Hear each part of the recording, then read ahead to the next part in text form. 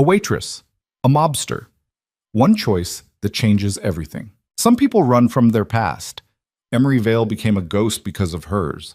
But on one rain-soaked Brooklyn night, 4 men walked into her diner, and one whispered phone call shattered 3 years of silence. Now the woman who witnessed her brother's murder must choose. Stay invisible and let history repeat itself, or step into the crosshairs to save a stranger who might be her only way out. One warning, one receipt, one decision that will either bury her forever or set her free. Stay with me until the end. Hit that like button and drop a comment with your city so I can see how far the story travels. The rain came down like bullets. Emery Vale stood behind the counter of Sal's diner, watching water streak down the windows in diagonal rivers, turning Flatbush Avenue into a carnival of blurred headlights and smeared neon. The clock above the register read 11:47 p.m. 15 customers scattered across cracked vinyl booths, the smell of burnt coffee and fryer grease thick enough to chew. She moved through her shift like a machine. Refill coffee. Clear plates. Smile when necessary. Never make eye contact longer than 3 seconds. Never ask questions. Never be remembered. 3 years. That's how long she'd been Emery Vale. Before that, she'd been someone else entirely. The door chimed. 4 men walked in, shaking rain from expensive coats. The kind of men who didn't belong in a place like Sal's. Too clean, too sharp, too aware of the room before they'd even crossed the threshold. The one in front stopped just inside the door, water pooling at his feet, and surveyed the space like he owned it. Tall, mid-30s, dark hair slicked back, a face that could have sold watches or ordered executions with equal ease. Lucian Vexley. Emery didn't know his name yet, but she knew the type. She'd seen men like him before. The last one had put a bullet in her brother's head. The group moved to a corner booth, the one with a clear view of both exits. 2 of the men sat facing the door. The other 2 faced the kitchen. Lucian took the seat that let him see everything. Emery grabbed 4 menus, forced her breathing steady, and walked over. "Evening," she said. Flat, professional, forgettable. Lucian didn't look up. One of the others, buzz-cut, scar through his left eyebrow, took the menus without a word. "Coffee all around," Lucian said. His voice was smooth, controlled, the kind of voice that didn't need volume to command a room. "Be right back." She turned, walked to the coffee station, and filled 4 cups. Her hands didn't shake. They hadn't shaken in 3 years. Not since the funeral. Not since she'd learned that survival meant becoming someone new. Ella Brennan had died the same night her brother did. Emery Vale didn't flinch.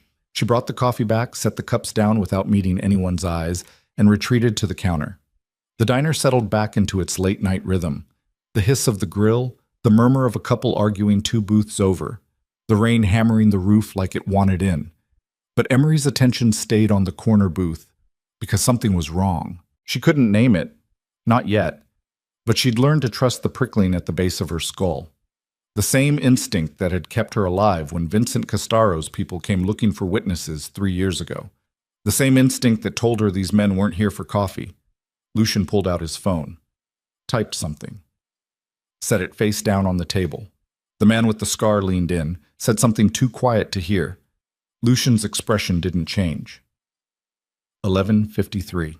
Emery wiped down the counter for the 3rd time, her movements automatic, her ears straining. Then Lucian's phone buzzed. He picked it up, read the screen, and his jaw tightened, just for a second. Then the mask was back. He stood, said something to the others, and walked toward the restrooms. Past the counter, past Emery. Close enough that she caught the scent of rain and expensive cologne. He pushed through the door marked men. Emery exhaled, told herself it was nothing, told herself to stay out of it. Then the man with the scar pulled out his own phone and turned slightly away from the others. Emery's hand stilled on the counter, because she could hear him. "Outside in 5, the man said, voice low but clear in the gap between booths. 3 cars. He won't see it coming." Emery's pulse kicked. "Don't react, don't move, don't get involved." "Clean," the man continued. "In and out, no witnesses." He ended the call, slipped the phone back into his jacket, smiled at one of the other men like they'd just discussed the weather. Emery's heart slammed against her ribs. An ambush. They were walking Lucian into a trap. She glanced toward the restroom door. still closed, looked at the man with the scar. He was sipping his coffee now, casual as Sunday morning. Her mind raced. This isn't your problem. You're a waitress. You serve coffee, and you go home and you don't exist. But the voice in her head sounded like her brother, Danny, 26 years old. Shot twice in the chest outside a warehouse in Red Hook because he'd seen something he shouldn't have. Because he'd been in the wrong place. Because men like Vincent Castaro didn't leave witnesses. And because no one had warned him. Emery's hands curled into fists. She grabbed an order pad, scribbled 4 words. Ambush, outside, 5 minutes. She tore the page free, folded it twice, and tucked it into her apron. Then she picked up the coffee pot and walked back to the corner booth. Top off? She asked. The man with the scar nodded. She refilled his cup, moved to the next, her hands steady, her breathing controlled. When she reached Lucian's empty cup, she set the folded note beside it, turned, walked away. Didn't look back. Her pulse thundered in her ears. Her skin felt too tight. Every instinct screamed at her to run, to disappear, to do what she'd done for 3 years and become invisible again. But it was done. She returned to the counter, set down the coffee pot, and forced herself to breathe. The restroom door opened. Lucian walked out, drying his hands on a paper towel. He moved back to the booth, slid into his seat, and reached for his coffee. His eyes flicked to the note. He picked it up, unfolded it. Read. His expression didn't change, but his hand went still. For 5 seconds, he sat motionless. Then he folded the note, slipped it into his pocket, and looked directly at Emery. She felt the weight of his gaze like a physical thing, didn't look away, couldn't. Then Lucian turned to the man with the scar and said, "We're leaving." The man frowned. "Boss, we just—" "Now." The word wasn't loud, but it dropped like a hammer. The 3 men stood without argument. Lucian pulled out his wallet, dropped $200 bills on the table, and walked toward the door. He paused beside the counter, looked at Emery, said nothing. Then he was gone. The door chimed shut behind them. Emery exhaled. Her hands shook now. Just a little. Just enough that she had to grip the counter to steady them. Outside, through the rain-blurred windows, she watched the 4 men cross the street, saw Lucian pull out his phone, saw him make a call, saw 3 black SUVs pull up to the curb. Men poured out, armed, fast, professional, and across the street, in the shadows between 2 buildings, she saw movement. Figures retreating, running. The ambush scattered like roaches under a light. Emery's breath came short and sharp. She'd been right. And Lucian had listened. The SUVs idled for another 30 seconds. Then Lucian climbed into one, and the convoy pulled away, disappearing into the rain-soaked night. The diner returned to silence. Emery stood behind the counter, staring at the empty street, and felt the ground shift beneath her feet, because she'd broken the one rule that had kept her alive. She'd been noticed.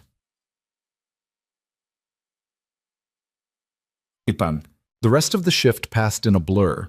Emery served coffee, cleared tables, locked the door at 2 a.m., and walked 3 blocks to her studio apartment in a building with a broken intercom and graffiti-tagged stairs. She didn't sleep. She sat on the edge of her bed, lights off, staring at the wall, and waited for the knock that would mean Castaro's people had found her. It didn't come. Morning arrived cold and gray. Emery showered, dressed, and told herself it was over, a one-time thing, a stranger's problem that she'd solved and would never think about again. She almost believed it. Until she opened her apartment door at 9 a.m. and found Lucian Vexley standing in the hallway.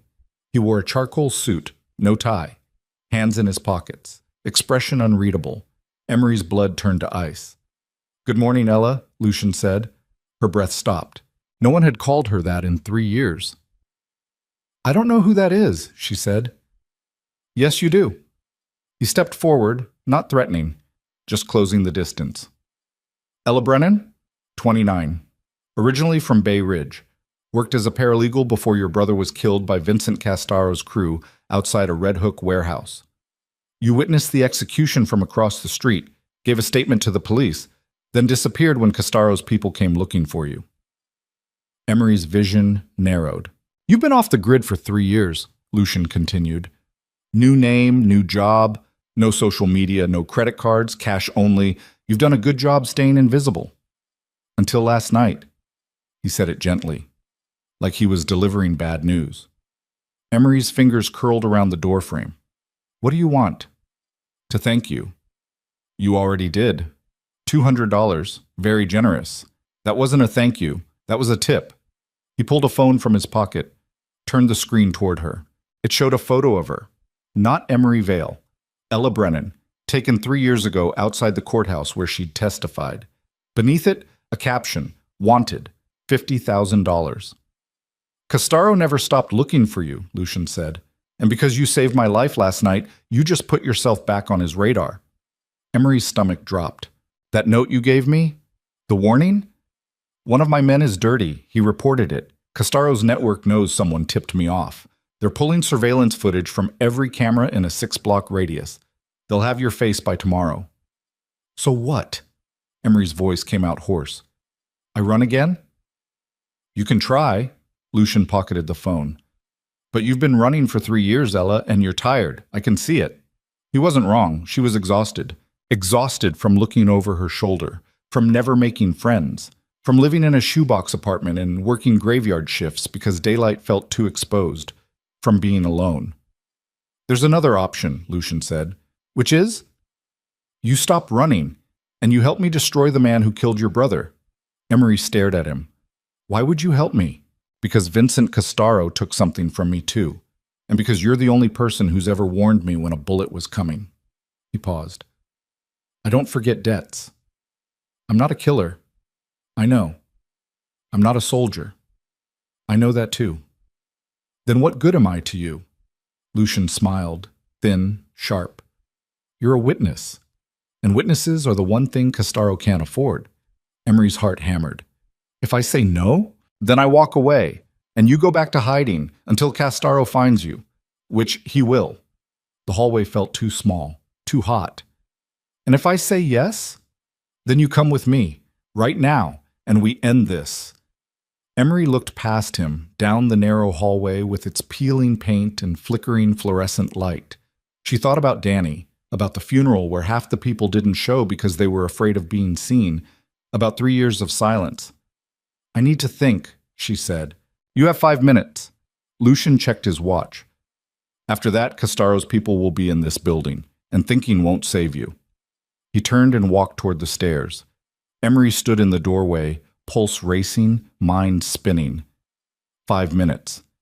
She stepped back into her apartment, looked at the unmade bed, the empty fridge, the suitcase in the closet that she kept packed in case she needed to run. This wasn't a life. It was a pause. And she was so goddamn tired of pausing, she grabbed the suitcase, locked the door behind her, and followed Lucian down the stairs. The black SUV idled at the curb, tinted windows, engine purring. Lucian opened the back door. Get in, Emery hesitated. Last chance to walk away, he said. She climbed inside. The door closed. The locks engaged with a heavy click. Lucian slid in beside her. The driver pulled into traffic without a word. Emery stared out the window as her building disappeared behind them. Where are we going? She asked. Somewhere safe. That's not an answer. It's the only one you're getting right now. She turned to face him. I saved your life. That means you owe me honesty. Lucian studied her, then nodded. Fair. We're going to a secure location in Queens. You'll stay there until we figure out our next move. Our next move? You want Castaro gone. So do I. That makes us allies. What's your angle? Emery asked. Why do you care about a mid-level crime boss? Mid-level? Lucian's smile was cold. Vincent Castaro runs half the drug trade on the eastern seaboard. He's got judges, cops, and politicians in his pocket. He's not mid-level. He's a cancer. And you're what? A surgeon? Something like that. Emery leaned back against the seat. You didn't answer my question. Why do you care? Lucian's jaw tightened. Because 5 years ago, Castaro's people killed my sister. She was 16. Wrong place, wrong time. Just like your brother. The SUV turned onto the expressway, merging into the flow of morning traffic. I've spent the last 5 years building a case against him, Lucian continued. Gathering evidence, flipping witnesses, cutting off his supply lines, but he's careful. Every time I get close, someone disappears, or dies, or recants. So what changed? You. Emery frowned. I don't understand. You testified against him once. You put your name on a statement that linked Castaro to your brother's murder. That makes you valuable. I'm not testifying again. You won't have to. Lucian pulled a tablet from the seat pocket in front of him, tapped the screen, turned it toward her. It showed a map.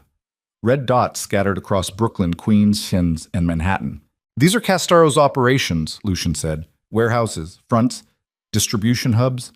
I've been tracking them for years, but I've never been able to move on them because I didn't have probable cause. He zoomed in on one of the dots. This is a shipping company in Red Hook. Legitimate on paper, but it's a front. Castaro uses it to move product. If we can get inside, if we can prove what's happening there, we can get warrants for the rest. Emery stared at the screen. And how do you plan to get inside? I don't. Lucian looked at her. You do. Her stomach twisted. I'm not breaking into a warehouse. You won't have to. You'll walk in the front door. As what? A health inspector, an insurance adjuster, a delivery driver. Whatever gets you access. He swiped to another screen. We'll create a cover identity. Forge credentials. You go in, plant a camera, and walk out. 30 minutes. That's it. Emery shook her head. This is insane. Maybe, but it's the only play we have. Why me? Why not one of your people? Because Castaro knows my people. He doesn't know you. He's looking for me. As Ella Brennan, not as a health inspector with a fake ID and a clipboard. The SUV exited the expressway, winding through residential streets lined with row houses and chain-link fences. Emery's mind raced. This was a mistake. She should have stayed in her apartment, should have run, should have... You don't have to decide now, Lucian said, but you need to know what you're up against. Castaro isn't just looking for you, he's hunting you. And when he finds you, there won't be a trial. There won't be an arrest. There'll just be a body. Emery closed her eyes. How long do I have? A day, maybe 2. His people are good. And if I help you, if I do this, what happens after? If we succeed, Castaro goes to prison, his network collapses, and you get your life back. And if we fail? Lucian didn't answer. He didn't have to. The safe house was a narrow brownstone tucked between a bodega and a laundromat. Unremarkable. Forgettable. Perfect. Lucian led her inside. The first floor was empty except for a couch, a table, and a laptop. Upstairs, a bedroom with a single bed and blackout curtains. You'll stay here, Lucian said. Food's in the kitchen. Don't leave. Don't call anyone. Don't go near the windows. Am I a guest or a prisoner? You're alive. That's all that matters right now. He handed her a phone. Burner. No contacts. My number's programmed in. You need anything, you call me. Emery took the phone. What now?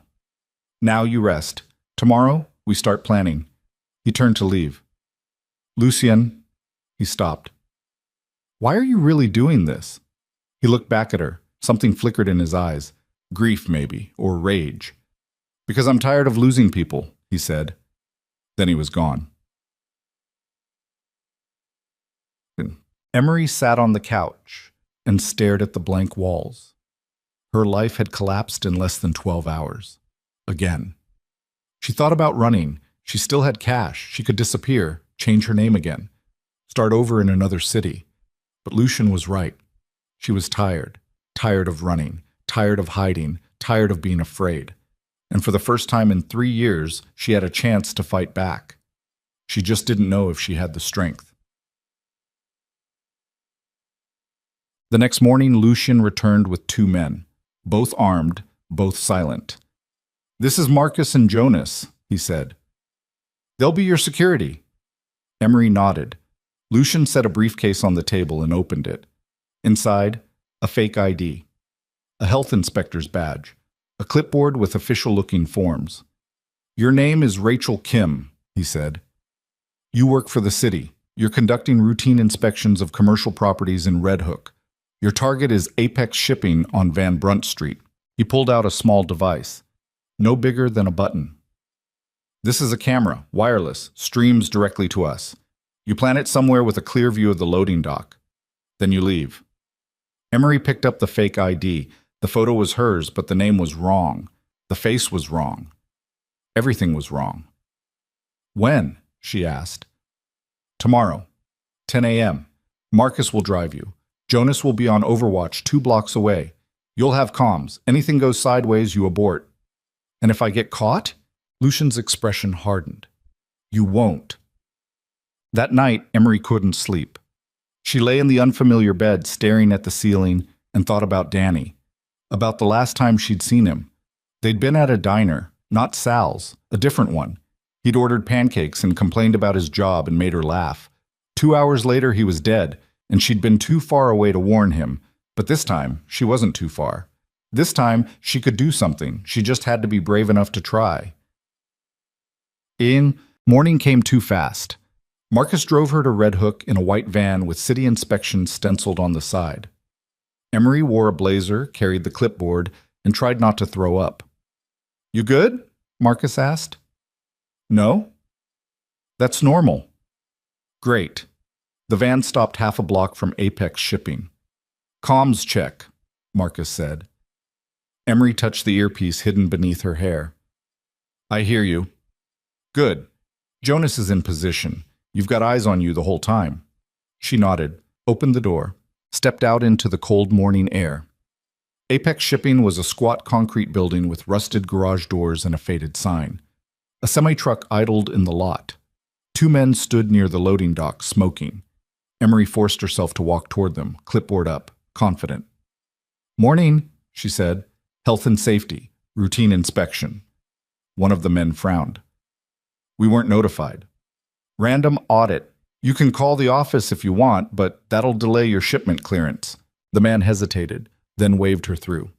Make it quick. Emery stepped inside. The warehouse was cavernous, rows of shipping containers, forklifts moving pallets, the smell of diesel and salt water. She moved along the wall, pretending to check fire extinguishers, found a metal beam near the loading dock, planted the camera. It took 5 seconds.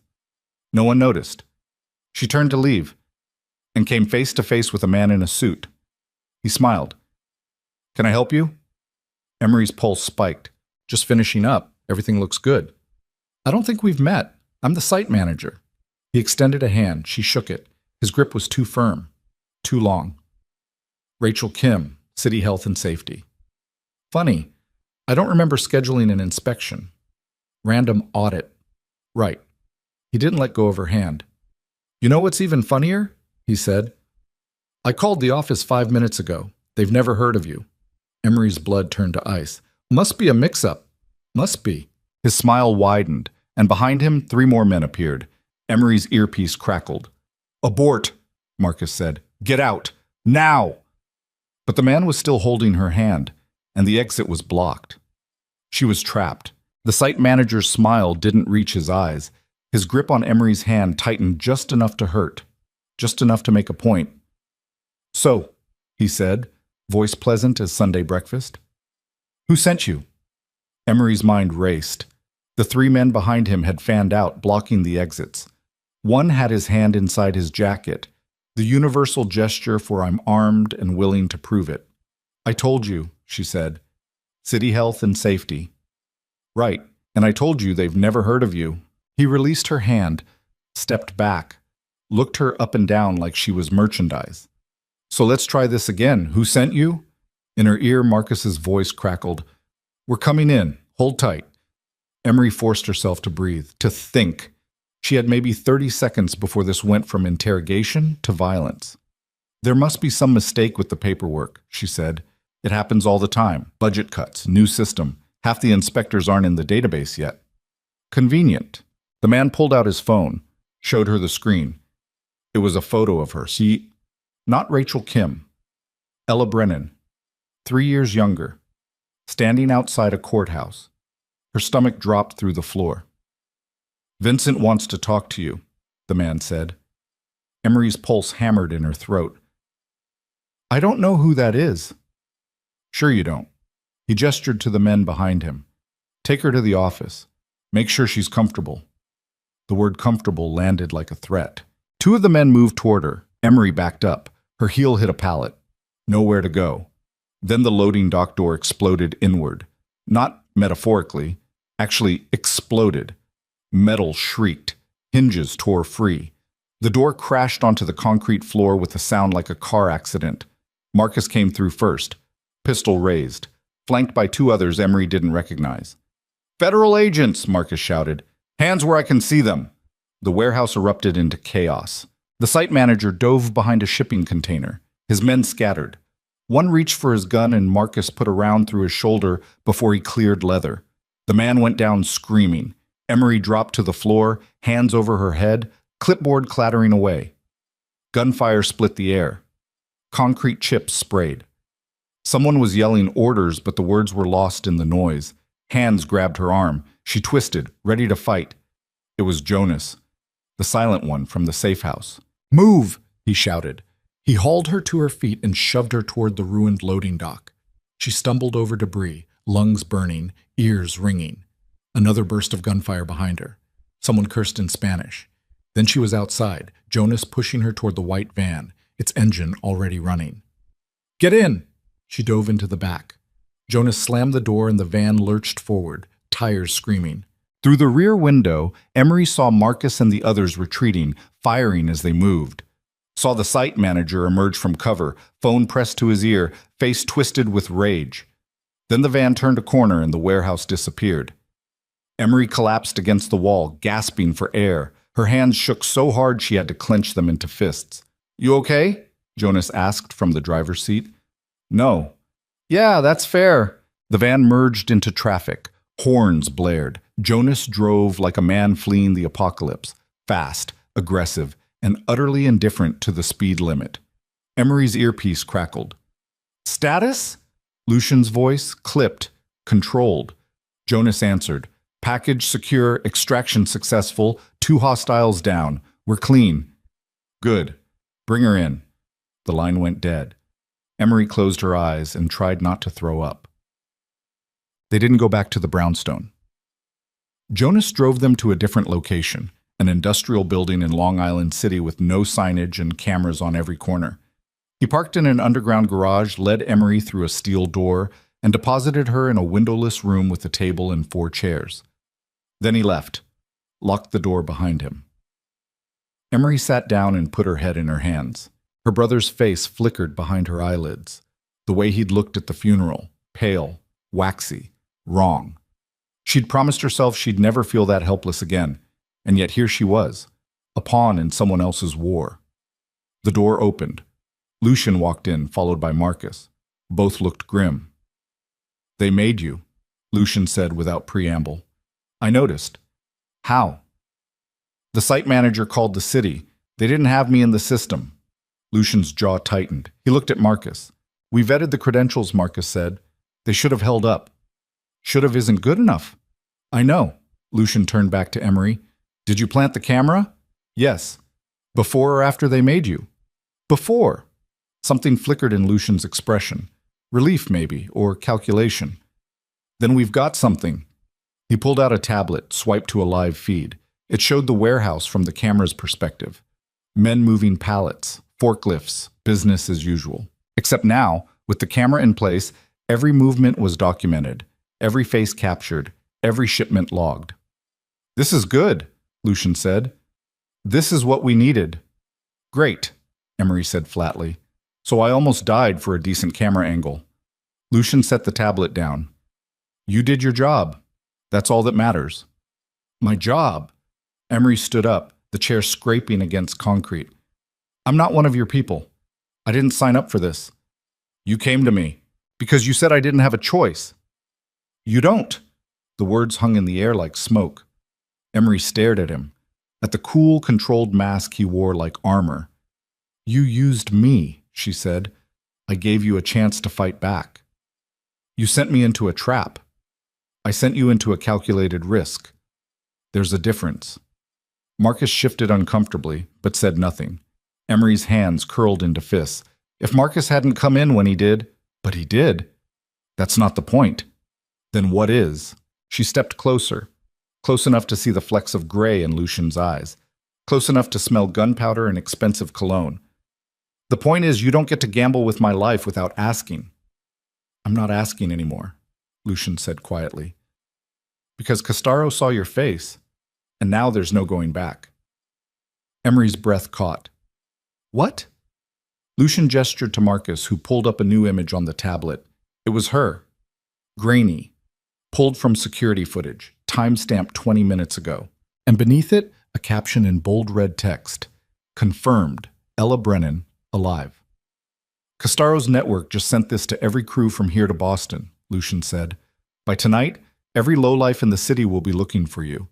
And the bounty just went up to 100,000. Emery felt the walls close in. So what now? Now we finish what we started. How? We take the fight to him. Unchachat. The plan was insane. Lucian laid it out in the same windowless room, Marcus standing silent in the corner, arms crossed. Castaro operates out of a club in Tribeca, Lucian said. High-end. Exclusive.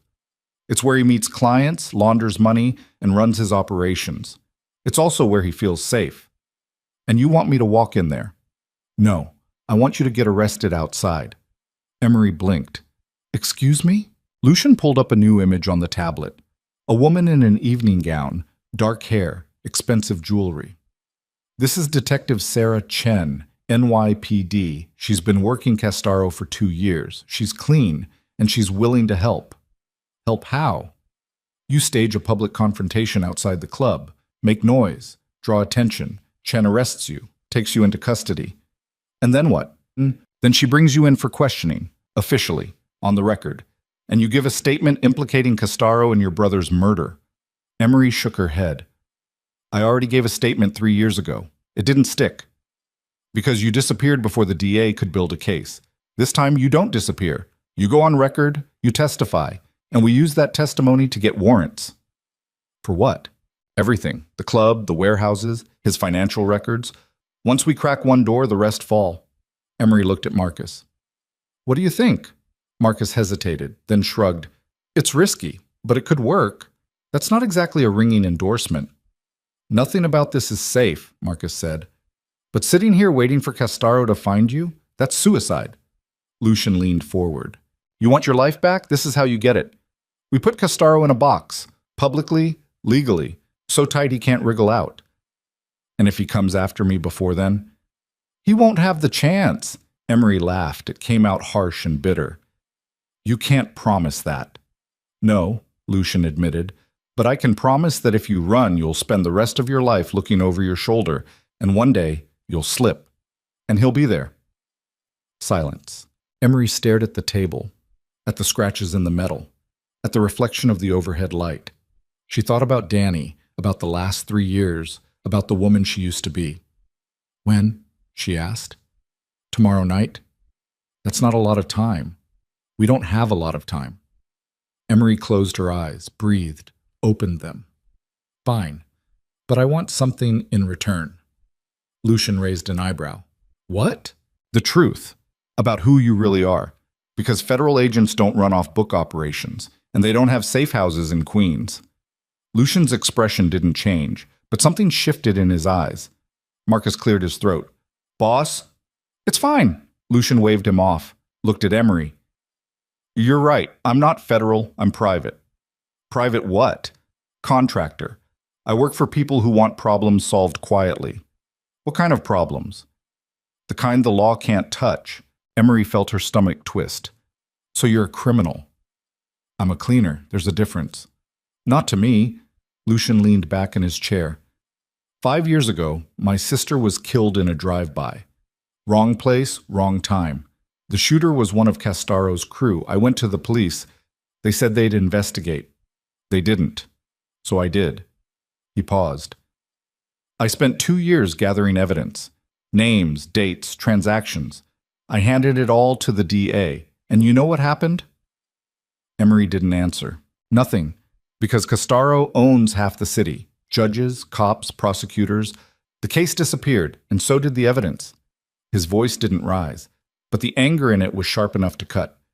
So I stopped playing by their rules. I built my own team. found my own resources, and I've been dismantling Castaro's empire piece by piece for 3 years. Why tell me this? Emery asked. Because you asked. And because if we're going to do this, you need to know who you're working with. A vigilante. A man who finishes what he starts. Emery met his gaze. And when this is over, when Castaro's in prison, what happens to you? Lucian smiled. It didn't reach his eyes. I move on to the next problem. Autistic. That night, Emery lay in a different safe house, this one in Astoria, and stared at the ceiling. Tomorrow, she'd walk into the lion's den. Tomorrow, she'd bet everything on a plan held together with duct tape and hope. Tomorrow, she'd become Ella Brennan again. The thought terrified her, not because she was afraid of dying, but because she was afraid of failing again. Her phone buzzed, a text from Lucian, just 2 words. Get sleep. She almost laughed. Instead, she set the phone down and closed her eyes. Sleep didn't come, but eventually the night did end. The next evening, Marcus drove her to Tribeca in a black sedan with tinted windows. Emery wore a dress, red, form-fitting, the kind of thing Ella Brennan would have worn to a fundraiser, heels that made her 3 inches taller and twice as unsteady. Her hair was down, makeup perfect. She looked like a different person. She felt like a fraud. You remember the plan? Marcus asked. I yell at Castaro. Chen arrests me. I give a statement. Close enough? What if he doesn't come outside? He will. Men like Castaro can't resist a public scene, especially when it's a woman. Emery looked out the window. The club was just ahead. A sleek glass and steel building with a velvet rope and a line of people waiting to get in. Expensive cars idled at the curb. Valets in black vests hustled between them. Emery's pulse kicked. What if this doesn't work? Marcus glanced at her in the rearview mirror. Then we improvise. Great. That's really reassuring. You want reassuring? Go to church. You want to survive? Trust the plan. The car stopped half a block from the club. Chen's inside, Marcus said. She'll be watching. You make your move, she'll be on you in 30 seconds. And Lucian? Nearby. That's vague. That's intentional. Emery exhaled, opened the door, stepped out into the cold night air.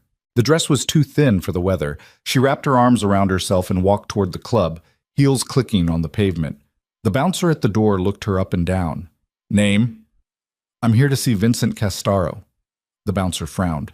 He's not taking visitors. Tell him Ella Brennan wants a word. The man's expression shifted.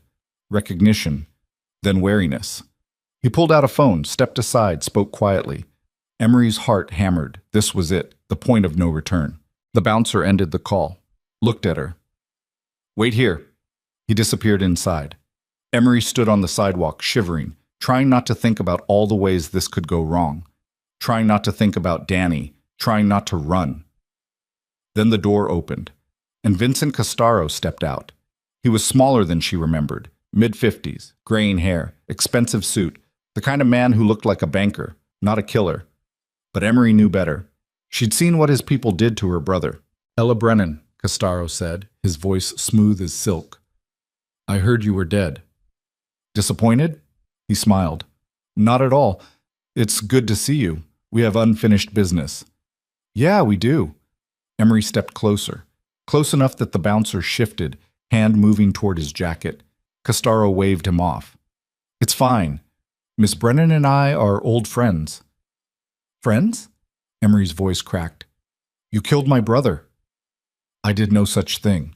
Bullshit. Your people shot him in Red Hook 3 years ago. I was there. I saw it. Castaro's smile didn't waver. You saw wrong. I gave a statement to the police. And then you disappeared, which makes one wonder, what else were you wrong about? Emery's hands shook. She wanted to hit him, to scream, to make him hurt the way Danny had hurt. But that wasn't the plan. I'm not wrong, she said, loud enough that people on the sidewalk turned to look. You're a murderer, and I'm going to make sure everyone knows it. Castaro's smile faded. Careful, Ms. Brennan. Accusations like that can be dangerous. So can witnesses. His eyes narrowed. Is that a threat? It's a promise. The air between them crackled with tension. Then a voice cut through the moment. NYPD, step away from the vehicle. Detective Sarah Chen emerged from the crowd, badge raised, two uniformed officers flanking her. Castaro stepped back, hands up, the picture of innocence. Officer, I don't know what this is about. Ms. Brennan, Chen said, ignoring him.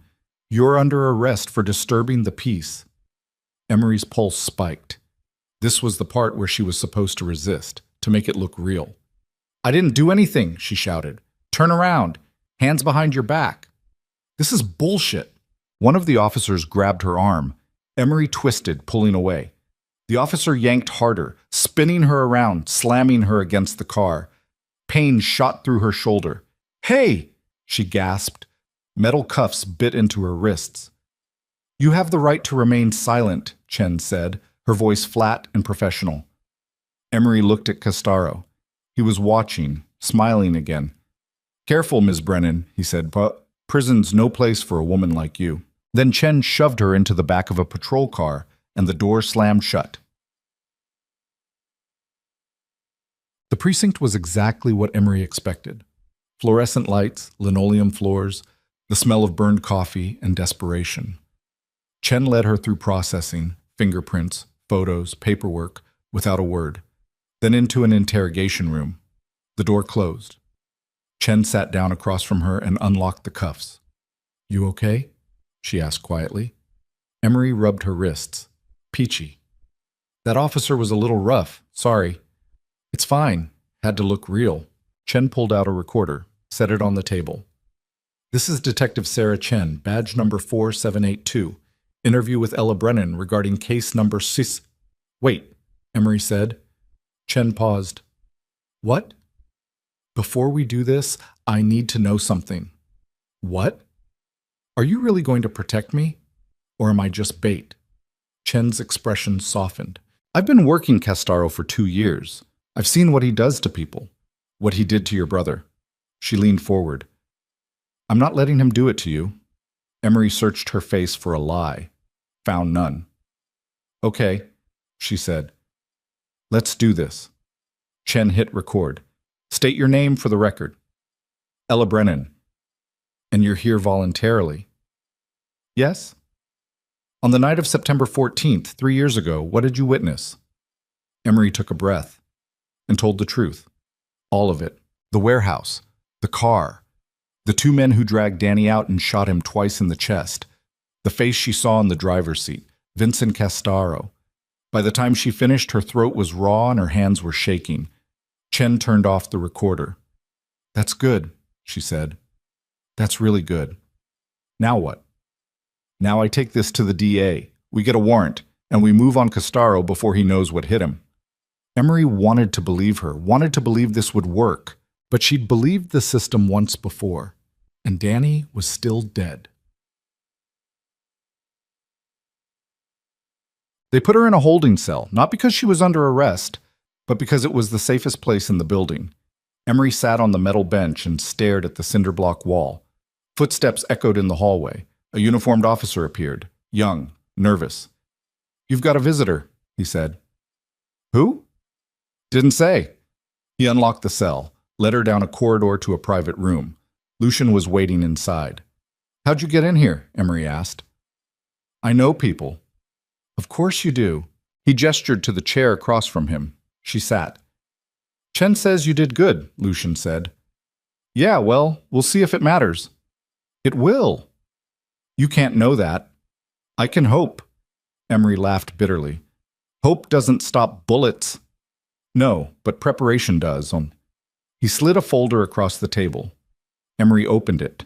Inside were photos. Dozens of them. Castaro's operations, his people, his properties, and at the center of it all, a timeline.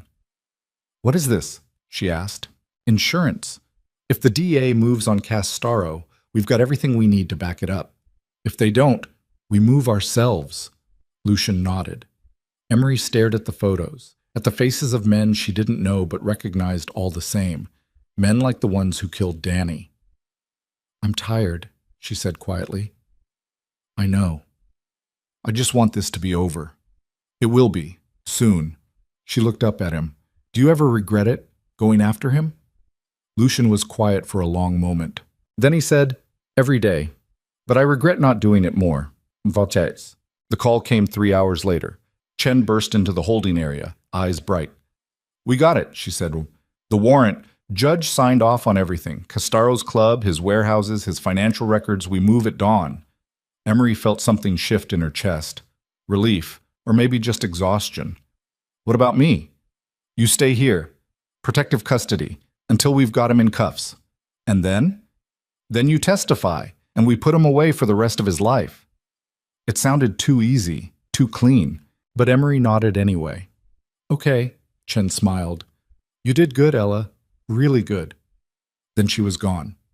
Emery sat alone in the cell and tried to believe it was over, tried to believe she'd finally won. But deep down, she knew better, because men like Vincent Castaro didn't go down easy, and this was far from finished. Midnight came and went. Emery dozed fitfully on the metal bench, her mind churning through every conversation, every decision, every moment that had led her here. Then she heard it. Gunfire. Distant, muffled, but unmistakable.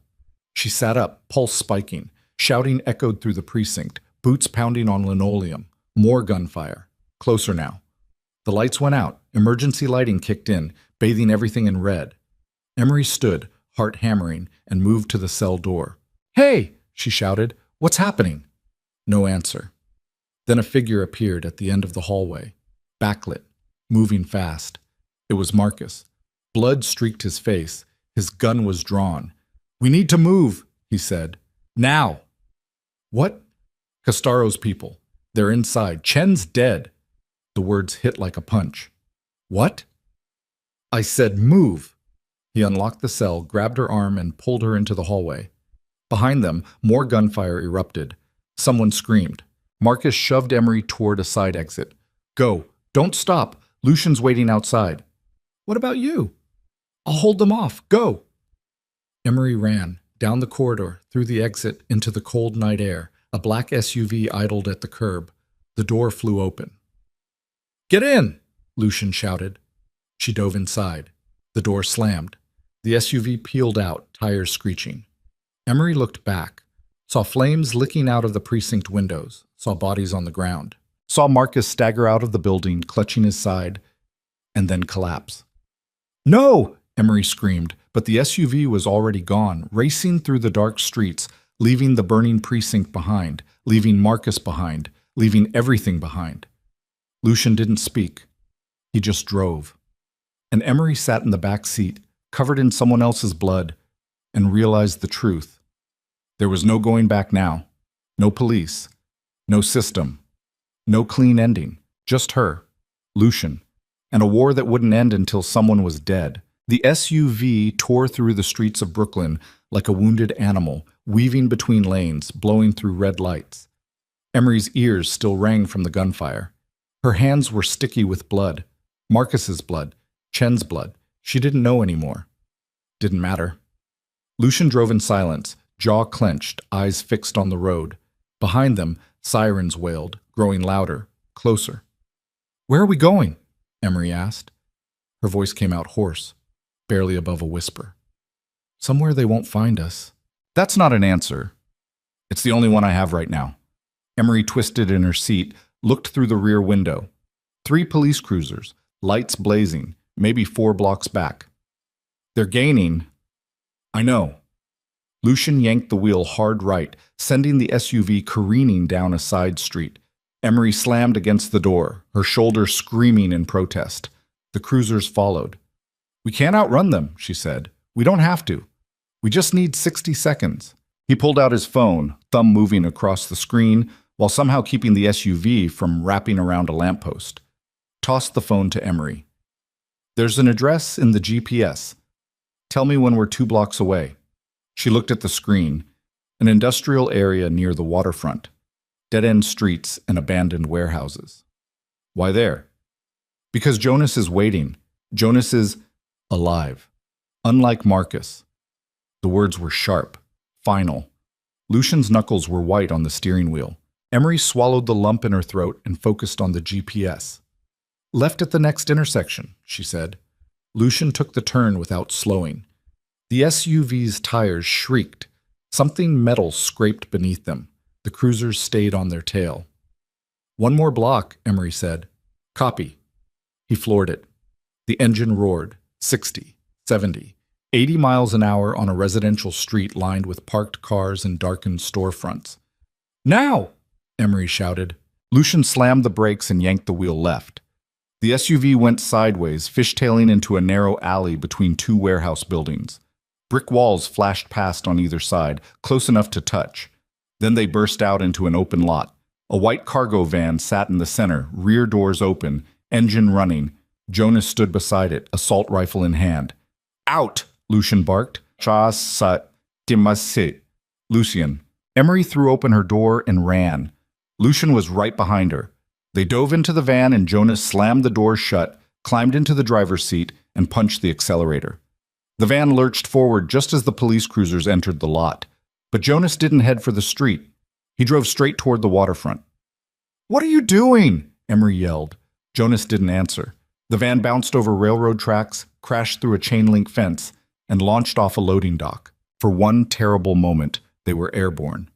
Then they hit. Water exploded around them. The impact threw Emery against the van's wall. Pain lanced through her ribs. The van bobbed, tilted, and for a horrifying second she thought they were going to sink. But the rear doors were already open. Lucian grabbed her arm. "Swim!" They plunged into freezing black water. Emery's lungs seized. Her dress tangled around her legs. She kicked hard, broke the surface, gasping. Jonas was already swimming toward a concrete pier 20 yards away. Lucian followed. Emery forced her arms to move. Her muscles screamed. The cold bit into her bones.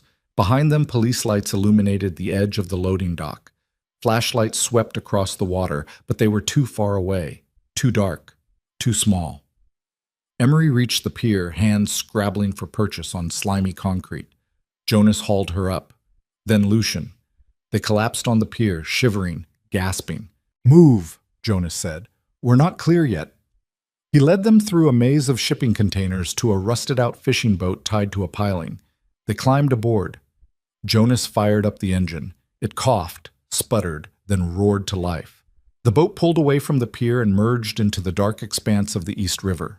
Emery sat on the deck, soaked to the bone, teeth chattering, and watched the lights of Brooklyn recede.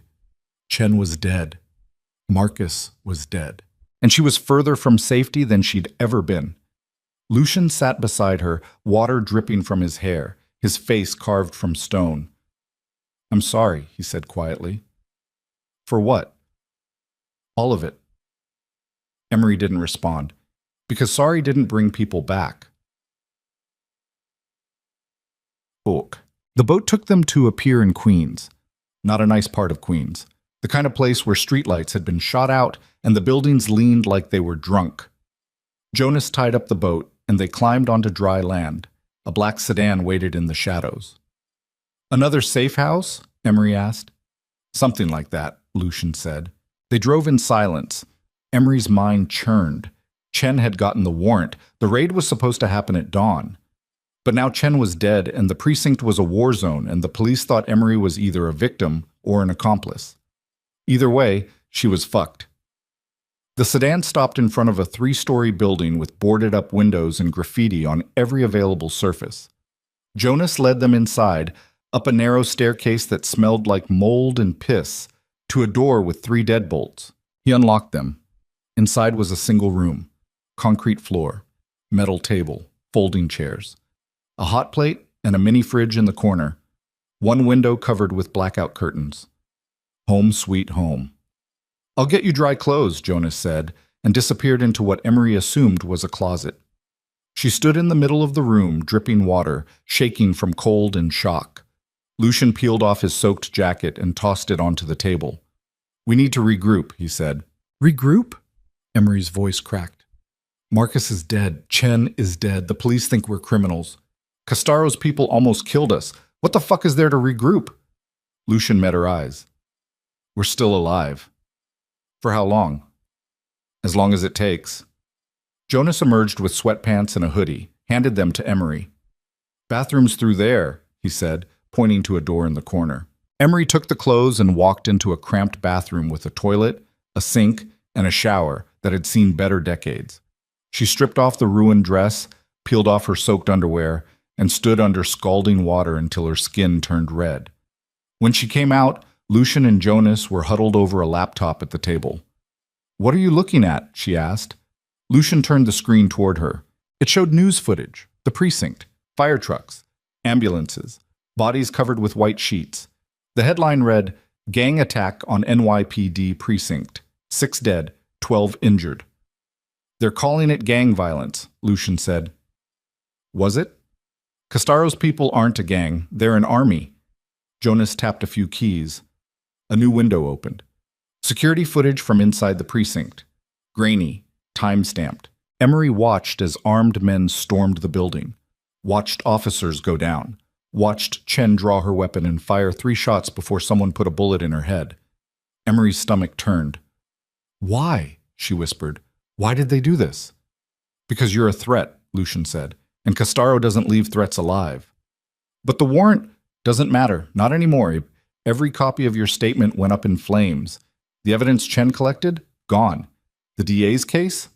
Dead." Emery sank into a chair. "So it was all for nothing." "No, it showed Castaro that we're serious, and it flushed out his mole." She looked up sharply. "What mole?" Lucian's jaw tightened. Someone told Castaro about the raid. Someone inside the NYPD. That's how his people knew exactly when and where to hit. "Who?" "I don't know yet. But I will." Jonas closed the laptop. "We need to disappear for a few days, let things cool down." "And then what?" Emery asked. Lucian leaned forward, elbows on the table, eyes locked on hers. "Then we hit him where it hurts." "How?" "His money. Castaro's empire runs on cash flow, drugs, extortion, laundering. We cut off the flow. We cut off his power." "You're talking about robbing him." "I'm talking about destroying him." Emery laughed. It came out bitter and half-crazed. "With what army?" "Marcus is dead. Chen is dead. It's just us." "Not quite." Lucian pulled out his phone, tapped the screen, and set it on the table. A man's face appeared, 50s. Scarred. Hard eyes. "This is Dominic Reyes. He used to work for Castaro. Now he works for me." "Why would he flip?" "Because Castaro killed his son." Emery stared at the photo. "How many people has Castaro killed?" "Too many to count." Lucian swiped to another photo. A younger man, military build. "This is Aaron Cole, former Army Ranger, explosives expert. He's been tracking Castaro's weapons shipments for 6 months." Another swipe. A woman this time. Late 30s. Sharp features. "Nina Volkov, financial analyst. She's been tracing Castaro's offshore accounts." "So you've got a crew." "I've got resources. Now I've got you." "I'm not a resource. I'm a waitress." "You're a survivor. That's worth more." Emery wanted to argue, wanted to tell him he was insane, that this was suicide. But she was too tired, and deep down, she knew he was right. Running wouldn't save her. Hiding wouldn't save her. The only way out was through. "What do you need me to do?" she asked. Lucian smiled. "For now, rest. Tomorrow, we plan." Sleep didn't come easy. Emery lay on a thin mattress in the corner of the room, staring at the ceiling, listening to the sound of traffic outside and the low murmur of Lucian and Jonas talking strategy. Every time she closed her eyes, she saw Chen's body. Marcus collapsing, Danny lying in a casket. She'd thought testifying would end it. She'd been wrong. Somewhere around 4 a.m., exhaustion finally dragged her under. She dreamed of fire, of blood, of her brother's voice calling her name. When she woke, sunlight was filtering through the cracks in the blackout curtains. Lucian was sitting at the table, coffee in hand, laptop open. "Morning," he said without looking up. Emery sat up, her body aching. "What time is it?" "Almost noon. You needed the sleep." She walked to the table. The laptop screen showed financial records, numbers, transactions, shell companies. "What is all this?" "Castaro's money trail. Nina sent it over an hour ago." And we found something interesting." He turned the screen toward her, highlighted a series of transactions. Large sums, moving from one account to another. all dated within the last week. Castaro's moving money, fast, like he's getting ready to run. Emery frowned. Why would he run? He just won. Did he? Lucian pulled up another window. News footage. Federal agents raiding a warehouse in New Jersey. This happened 3 hours ago. The feds hit one of Castaro's distribution hubs, seized $20 million in product, arrested 15 people. How? Someone tipped them off. Emery's pulse quickened. You? Not me. Someone else. Someone close to Castaro. A mole. Exactly. Lucian leaned back in his chair. Castaro's paranoid.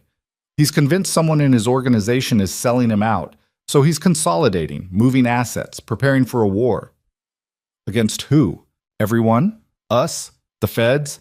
His own people? He's spiraling.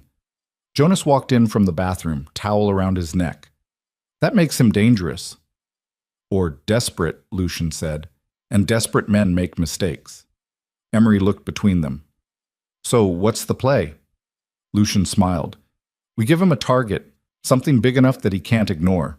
And when he comes for it, we take him down. What kind of target? Me. The word hung in the air. Emery shook her head. No. That's suicide. It's calculated risk. It's insane. Maybe. But it's the only move we have. Jonas crossed his arms. He's right. Castaro wants you dead, Ella, but he wants Lucian more. If we dangle the bait, he'll bite. And then what? You shoot him? That makes you murderers. No, Lucian said. We let the feds do the shooting. We just set the table. He pulled up another file. A location, coordinates. A warehouse in Red Hook. The same warehouse where Danny had died. Emery's breath caught. Why there? Because it's symbolic. Castaro will know what it means, and he won't be able to resist. You're using my brother's death as bait. Lucian's expression softened. I'm using Castaro's arrogance against him. He thinks he's untouchable. We're going to prove him wrong. Emery stared at the screen, at the address that had haunted her for 3 years. When? She asked quietly. 2 days. That gives us time to prep and coordinate with the feds. You trust them? After what happened at the precinct? No, but I trust Nina. She's got contacts, clean ones. Emery closed her eyes, breathed, opened them. Fine, but I'm coming with you. No, not negotiable. That's my brother's grave you're using. I'm there. Lucian studied her face, then nodded. Okay, but you follow orders, no heroics. Wouldn't dream of it, assez. The next 2 days passed in a blur of planning and preparation. Nina arrived that evening with a duffel bag full of equipment, cameras, microphones, GPS trackers. She was exactly what Emery expected, cold, efficient, and utterly uninterested in small talk. Here's the layout, Nina said, spreading blueprints across the table. The warehouse has 3 entry points, front, side, loading dock. We plant cameras at all 3. When Castaro shows, we record everything. Then we feed it to the feds in real time. And if he doesn't show? Emery asked. He will. Lucian's putting out word that he's meeting a buyer. Big deal. Weapons, cash. Castaro can't afford to let that slide in his territory. Aaron Cole arrived the next morning. Tall, quiet. Ex-military written all over him.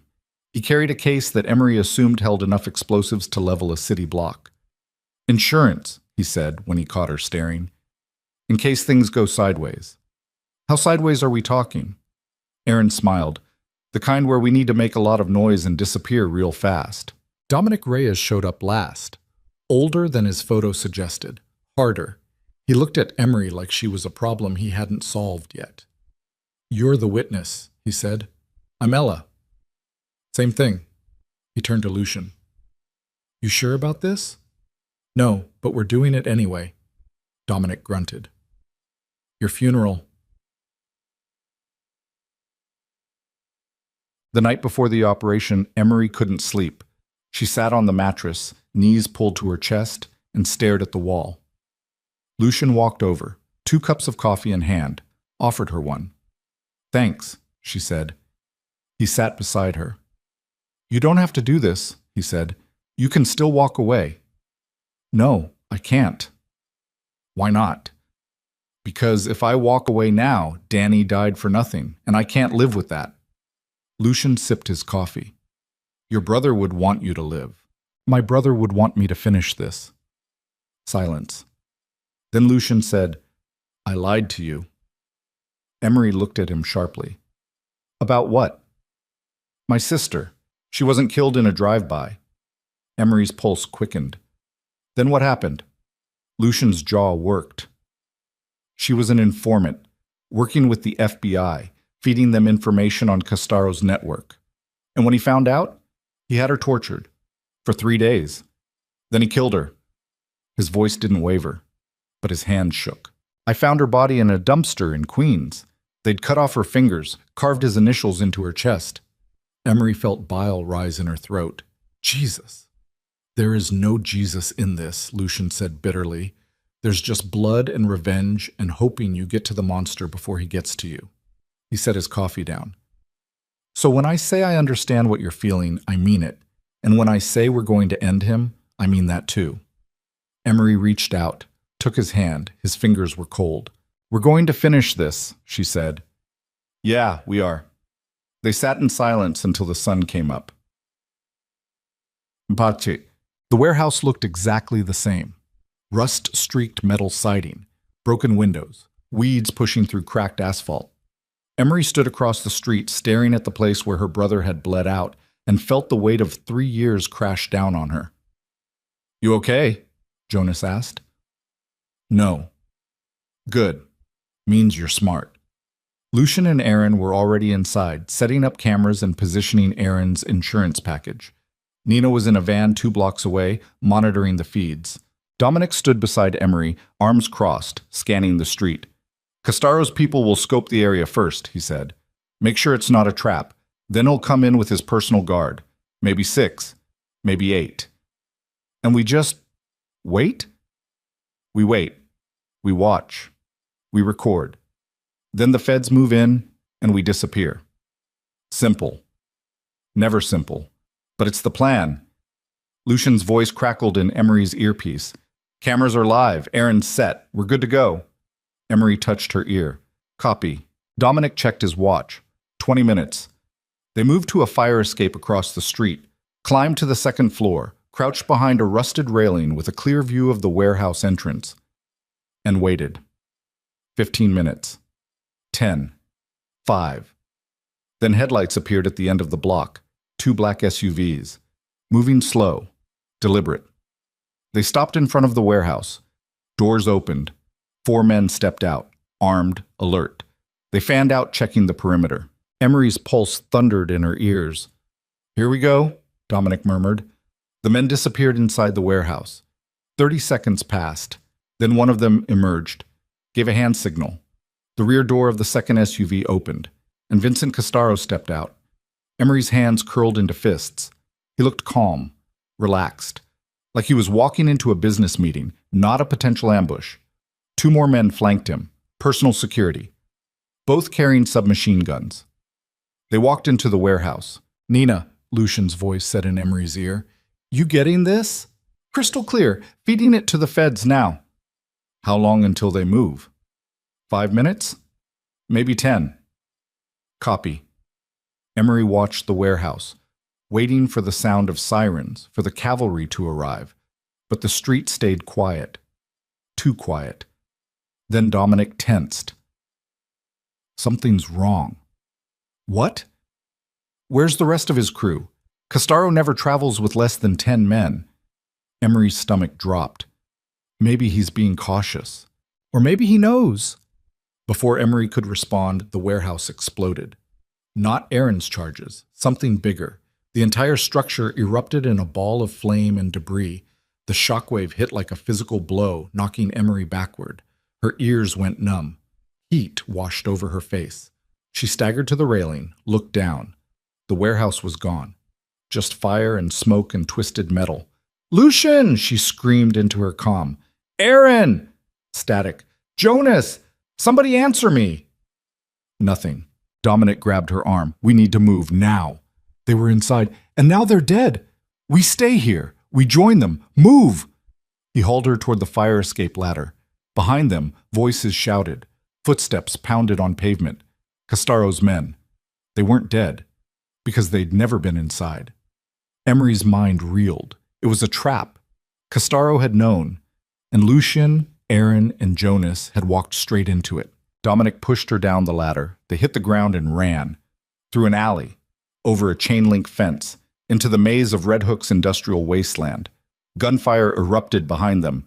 Bullets sparked off metal, shattered brick. Emery ran until her lungs burned, until her legs felt like jelly, until she couldn't hear footsteps anymore. They collapsed behind a dumpster in an alley 3 blocks away. Dominic checked his weapon, cursed. "We're blown." "How?" Emery gasped. "How did he know?" "I don't know, but someone talked. Someone gave us up." Emery's mind spun. Nina, the only one who wasn't at the warehouse. Nina, who'd fed the information to the feds. Nina, who'd known the exact time and location. "It was Nina," Emery said. Dominic's eyes widened. "You sure?" "Who else? She's the only one who had all the details, the only one who wasn't there." Dominic pulled out his phone, tried to call Nina. No answer. He tried Lucien. Nothing. Fuck. He stood, peered around the dumpster. "We need to get off the street. Castaro's people will be sweeping the area." "Where do we go?" "I don't know, but we can't stay here." Emery's phone buzzed. She pulled it out. A text from an unknown number. "You should have stayed invisible, Ella." Her blood ran cold. A second text came through. An address. And below it, "Come alone, or everyone you care about dies." Emery showed Dominic the screen. He read it, swore viciously. "It's a trap. I know. You can't go." "I don't have a choice." "There's always a choice." Emery looked at him, really looked at him, saw the exhaustion, the grief, the weight of too many lost battles. "I'm tired of running," she said. "I'm tired of people dying because of me." "So you're just going to walk into Castaro's arms?" "I'm going to end this." She stood. Dominic grabbed her wrist. "You do this, you die." "Maybe, but at least I die trying." She pulled free and walked toward the street. Dominic called after her. "Ella!" She didn't look back, because if she did, she'd lose her nerve, and she couldn't afford that. Not anymore. Batamit. The address led to a building in Chinatown. Narrow, unremarkable. A dumpling shop on the ground floor. Emery walked through the front door. The shop was empty. Chairs stacked on tables, lights off. A door at the back stood open. She walked through it, up a flight of stairs, into a room with concrete walls and a single bulb hanging from the ceiling. Vincent Castaro sat at a table, hands folded, smiling. "Hello, Ella," he said. "I've been waiting for you." Behind him, 2 men stood with guns, and tied to a chair in the corner, bloodied and barely conscious, was Lucien. Emery's breath stopped. He was alive. "Surprised?" Castaro asked. "I told you, I don't leave threats alive, but I do enjoy making them suffer first." He gestured to the empty chair across from him. "Sit. We have a lot to discuss." Emery sat. Her hands didn't shake, her voice didn't waver. "What do you want?" Castaro's smile widened. "I want you to understand something. You can't beat me. You can't hurt me. You can't even touch me. I own this city, the police, the judges, the politicians, all of them." He leaned forward. "And now I own you." Emery met his eyes. "Then why am I still alive?"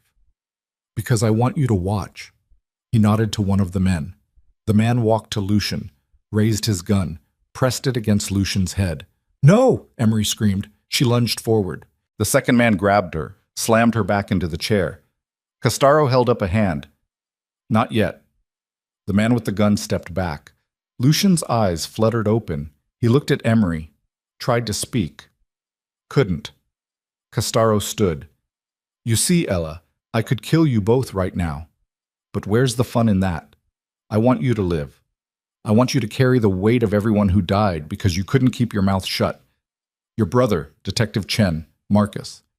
And soon, him." He pointed at Lucien. "So here's what's going to happen. I'm going to let you go. And you're going to disappear. Forever. And if I ever hear your name again, I'll kill everyone you've ever spoken to. Everyone you've ever looked at, everyone. He walked to the door, stopped, looked back. Oh, and Ella? Your friend Nina says hello. Then he was gone. The two men followed. The door slammed shut, locked from the outside. Emery ran to Lucian, untied the ropes binding him. He collapsed against her, breathing shallow. I'm sorry, he whispered. Don't. Save your strength. It's over. No, it's not. She looked around the room. No windows. One door, locked. They were trapped. And somewhere in the city, Vincent Castaro was walking free. Emery pressed her forehead against Lucian's. We're not done, she said. Not yet. But even as she said it, she wondered if she believed it.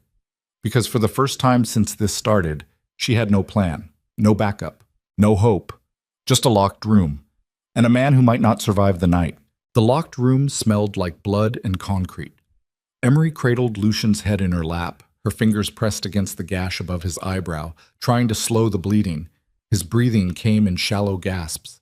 His eyes kept drifting closed. Stay with me, she said. Don't you fucking quit on me now. He tried to smile, failed. Not quitting, just resting. Rest later. We need to get out of here. Door's locked. I noticed. She looked around the room, bare concrete walls. No windows. One bulb hanging from a wire. The only furniture was the table and two chairs. Nothing sharp, nothing useful. Her phone was gone. Taken when Castaro's men had grabbed her in the alley. She hadn't even felt them do it. Lucian's hand moved weakly toward his jacket pocket. Emery reached in, pulled out his phone. The screen was cracked. Battery at 4%, but it still worked. Who do I call? She asked. Dominic. She scrolled through Lucian's contacts, found Dominic's number, hit dial. It rang once, twice, 3 times. Then a voice answered. Not Dominic's. Nina's. Hello, Ella. Emery's blood turned to ice. Where's Dominic? Indisposed. But don't worry. He's alive. For now. Nina's voice was calm, pleasant, like they were discussing the weather. You sold us out, Emery said. I made a business decision. Castaro pays better than Lucian. And unlike your boyfriend there, Castaro actually wins. He killed Chen. He killed Marcus. Collateral damage. Unfortunate, but necessary. Emery's hand tightened around the phone. Why are you telling me this? Because you need to understand something. This was never about justice. It was never about your brother. It was about power. And you picked the losing side. We're not done yet, Nina laughed. Yes, you are. In about 10 minutes, that building you're in is going to be demolished. Gas leak, very tragic. 2 bodies in the rubble. The police won't even investigate. The line went dead. Emery stared at the phone. 10 minutes. She looked at Lucian. His eyes were barely open. Did you hear that? Yeah. Can you stand? Maybe. She helped him to his feet. He swayed, gripping the table for support. Blood dripped from his nose onto the concrete. We need to get through that door, Emery said. It's solid steel. Then we make it not solid. She grabbed one of the chairs, swung it at the door with everything she had. The chair shattered. The door didn't budge. Fuck! She tried again with the second chair. Same result. Lucian leaned against the wall, breathing hard. Aaron's insurance, he said. Emery looked at him. What? His explosives. Before the warehouse. He gave me a backup charge. In case. Where? Lucian tapped his jacket. Inside pocket. Emery reached in, found a small plastic package about the size of a deck of cards. Wires. A detonator. This is enough to blow the door? Probably blow the whole room. Great. You know how to set it? No. Do you? Not really. Emery stared at the package in her hands. So we're going to blow ourselves up trying to escape before we get blown up by Nina's demo team. That's the plan. This is insane. Lucian's hand found hers, squeezed weakly. You got a better idea? She didn't. Emery knelt by the door, examined the package. There were 2 wires, red and black. The detonator had a single button. She pressed the charge against the door's lock mechanism, used her belt to strap it in place. How much time do we need to get clear? She asked. 30 seconds. Maybe. And how big is this room? 12 by 12. So, not enough space. Not even close. Emery stood, pulled Lucian toward the far corner. Get behind the table. Flip it on its side. They shoved the table over. It was cheap metal. Wouldn't stop shrapnel, but it was better than nothing. Emery crouched behind it, pulling Lucian down beside her. You ready? She asked. No. Me neither. She pressed the detonator button. Nothing happened. She pressed it again. Still nothing. It's not... The explosion cut her off. The world turned white. Sound ceased to exist. The concussive force picked Emery up and threw her against the wall. Her head cracked against concrete. Stars burst behind her eyes. Then silence. Ringing. Pain. She opened her eyes. The room was filled with smoke. The bulb had shattered. The only light came from a hole where the door used to be. A hole. They had a way out. Emery rolled onto her side. Every muscle screamed. Her ears felt like they were full of cotton. Lucian? She couldn't hear her own voice. She crawled across the floor, found him slumped against the overturned table. Blood ran from his ears, but his chest was moving. Lucian! She shook him. His eyes opened. He said something. She couldn't hear it. She grabbed his arm, pulled him to his feet, pointed at the hole. They staggered through it together, into a hallway, narrow, dark. Stairs leading down. Emery half-carried Lucian down the steps. Her legs felt like rubber. Her vision swam. They burst out onto the street. Cold air hit her face. The sounds of the city rushed back. Car horns, voices, sirens in the distance. People stared. Two bloodied, soot-covered figures stumbling out of a building. Emery didn't care. She kept moving, dragging Lucian with her, half a block, then a full block. Behind them, the building exploded. Not the room, the entire structure. Windows shattered. Fire erupted from every floor. The blast wave knocked them both to the ground. Emery covered her head as debris rained down.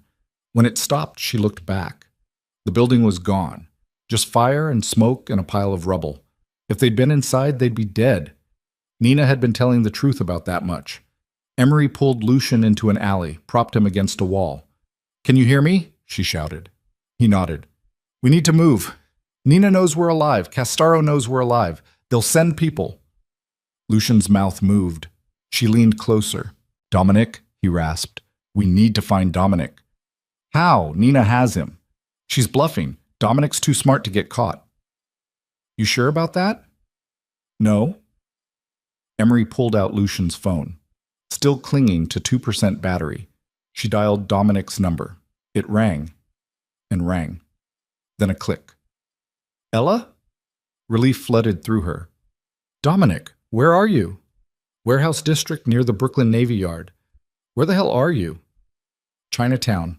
Nina set us up. She's working for Castaro. A pause. I know. What? I figured it out about 20 minutes ago. Found messages on her laptop. She's been feeding him intel for months. Emery's vision blurred with rage. Where is she now? I don't know, but I know where Castaro is. Where? His club, Tribeca. He's meeting with his lieutenants, planning his next move. How do you know? Because I'm looking at his calendar. Nina kept copies of everything. Emery's mind raced. We're coming to you. No.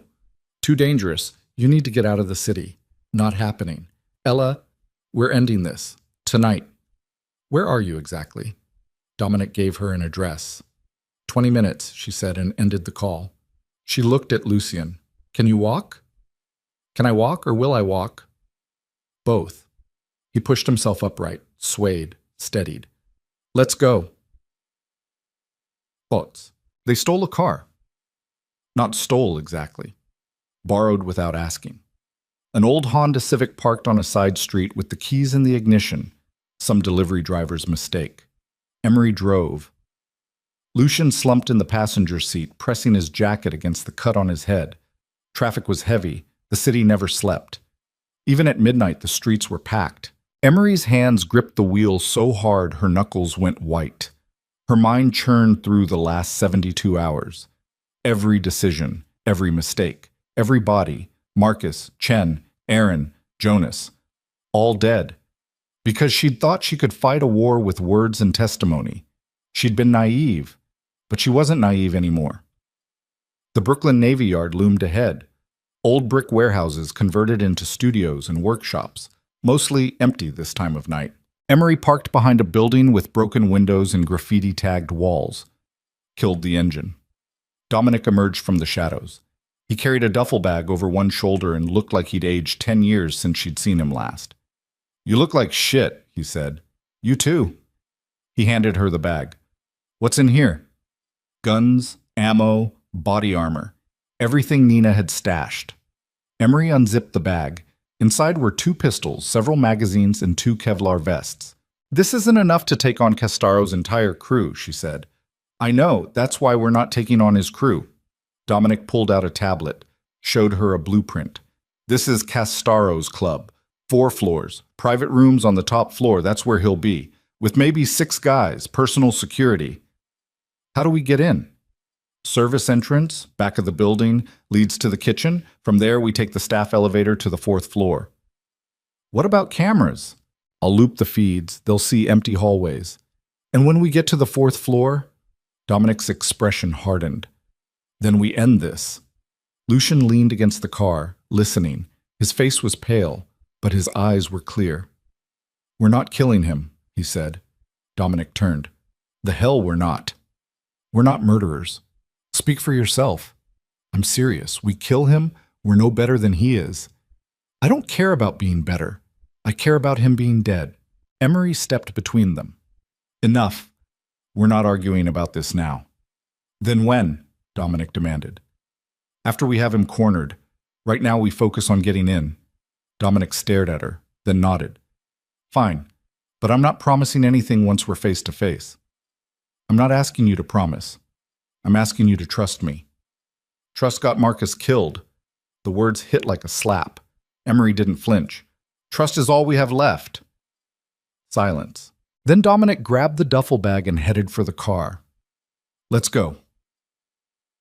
They parked 2 blocks from the club, changed into the body armor in the back seat, loaded the guns. Emery checked her pistol. 15 rounds, 1 in the chamber. She'd never fired a gun in her life. "Safety's here," Dominic said, pointing. "Trigger pull is about 5 pounds. Aim center mass. Don't stop shooting until the threat is down." "I don't want to kill anyone." "Then don't miss." He handed Lucian a gun. Lucian took it without comment. They moved through the alley behind the club. The service entrance was a metal door with a keypad lock. Dominic pulled out a small device, clipped it to the keypad. Numbers flickered across a screen. 10 seconds. The lock clicked. Dominic pushed the door open. They slipped inside. The kitchen was empty. Stainless steel counters, industrial ovens, the smell of grease and garlic. Voices drifted from the dining area. Music thumped through the walls. Dominic led them to the back. Found the service elevator, old, slow, big enough for 6 people. They stepped inside. Dominic pressed the button for the 4th floor. The doors closed. The elevator lurched upward. Emery's heart hammered. Sweat dripped down her spine beneath the Kevlar. "Remember," Lucian said quietly, "we go in fast, we control the room, we get Castaro talking." "And if he doesn't talk?" Dominic asked. "Then we make him." The elevator stopped. The doors opened. A hallway stretched ahead, plush carpet, dim lighting, expensive art on the walls. And at the end, a set of double doors. "That's it," Dominic whispered. They moved forward, slow, quiet. Emery's hand shook. She gripped the pistol tighter. They reached the doors. Dominic held up 3 fingers. 2. 1. He kicked the door open. They rushed inside. The room was large. Mahogany furniture, a wet bar in the corner, floor-to-ceiling windows overlooking the city. 6 men sat around a table. Vincent Castaro at the head. They all turned, reached for weapons. "Don't," Dominic said, his gun trained on Castaro. "Hands on the table, all of you." For a moment no one moved. Then Castaro smiled. "Lower your weapons," he said to his men. They hesitated. "Do it." They obeyed. Castaro leaned back in his chair, hands folded, completely relaxed. "Ella Brennan," he said. "You're persistent. I'll give you that." "Get up," Emery said. "Or what? You'll shoot me?" He gestured around the room. "You're outnumbered, outgunned, and even if you kill me, you'll never make it out of this building alive." "We're not here to kill you." "Then why are you here?" Lucian stepped forward. We're here to offer you a deal. Castaro's eyebrows rose. A deal? You walk away, retire, disappear, and we don't send everything we have on you to every federal agency in the country. You're bluffing. You have nothing. Lucian pulled out a flash drive, held it up. Financial records, offshore accounts, shell companies, every transaction you've made in the last 5 years, plus testimony from 15 people willing to put you at crime scenes. Testimony can be discredited. Not when it's corroborated by surveillance footage. Castaro's smile faltered, just for a second. Then it was back. Even if you had all that, it wouldn't matter. I own the prosecutors. I own the judges. Your evidence would disappear before it ever saw a courtroom. Maybe, Lucian said, but you'd spend the rest of your life looking over your shoulder, wondering when the next raid would come, when the next mole would flip, when your own people would sell you out. He stepped closer. Or you could walk away, right now, and live out your days on a beach somewhere, rich, alive, free. Castaro studied him. You really think I'd take that deal? I think you're smart enough to know when you're beaten. Castaro laughed. It was a cold sound. Beaten? By you? By a washed-up contractor and a waitress? He stood. I've been in this business for 30 years. I've survived wars, investigations, betrayals, and you think I'm going to roll over because you walked into my club with a flash drive? He looked at his men. Kill them. The room exploded into chaos. Castaro's men went for their guns. Dominic fired first. 2 shots. Center mass. 1 man went down. Emery dove behind a couch as bullets tore through the air. Wood splintered. Glass shattered. She came up firing. Her first shot went wide. Her second hit someone in the shoulder. The recoil shocked her. The noise was deafening. Lucian moved left, putting rounds into a man rushing him with a knife. Dominic advanced, methodical, putting down threats one by one. Then Emery saw him. Castaro, running for a side door. No! She screamed. She sprinted after him, crashed through the door into a narrow hallway. Castaro was 20 feet ahead, moving fast for a man his age. Emery raised her gun. Stop! He didn't. She fired, missed. The bullet punched a hole in the wall. Castaro yanked open a door, disappeared through it. Emery followed, into a stairwell. Footsteps echoed above her. He was going up. She took the stairs 2 at a time, her lungs burned. The Kevlar vest felt like it weighed 100 pounds. She burst through a door onto the roof. Wind whipped her hair. The city stretched out in every direction, a million lights. Castaro stood at the edge, hands on the railing, breathing hard. It's over, Emery said. There's nowhere to go. He turned. You think this is over? You think killing me changes anything? I'm not going to kill you. No. He reached into his jacket. Emery raised her gun. Don't. He pulled out a phone, held it up. 1 call, he said. That's all it takes. 1 call, and everyone you've ever cared about dies. Your old co-workers, your neighbors, that barista you smile at every morning. I don't have anyone left. Everyone has someone. His thumb hovered over the screen. Emery's finger tightened on the trigger. Put the phone down. Make me. For a moment, they stared at each other. Then the door behind Emery burst open. Lucian and Dominic rushed through. Castaro saw them, pressed the button. Too late, he said, and stepped backward off the roof.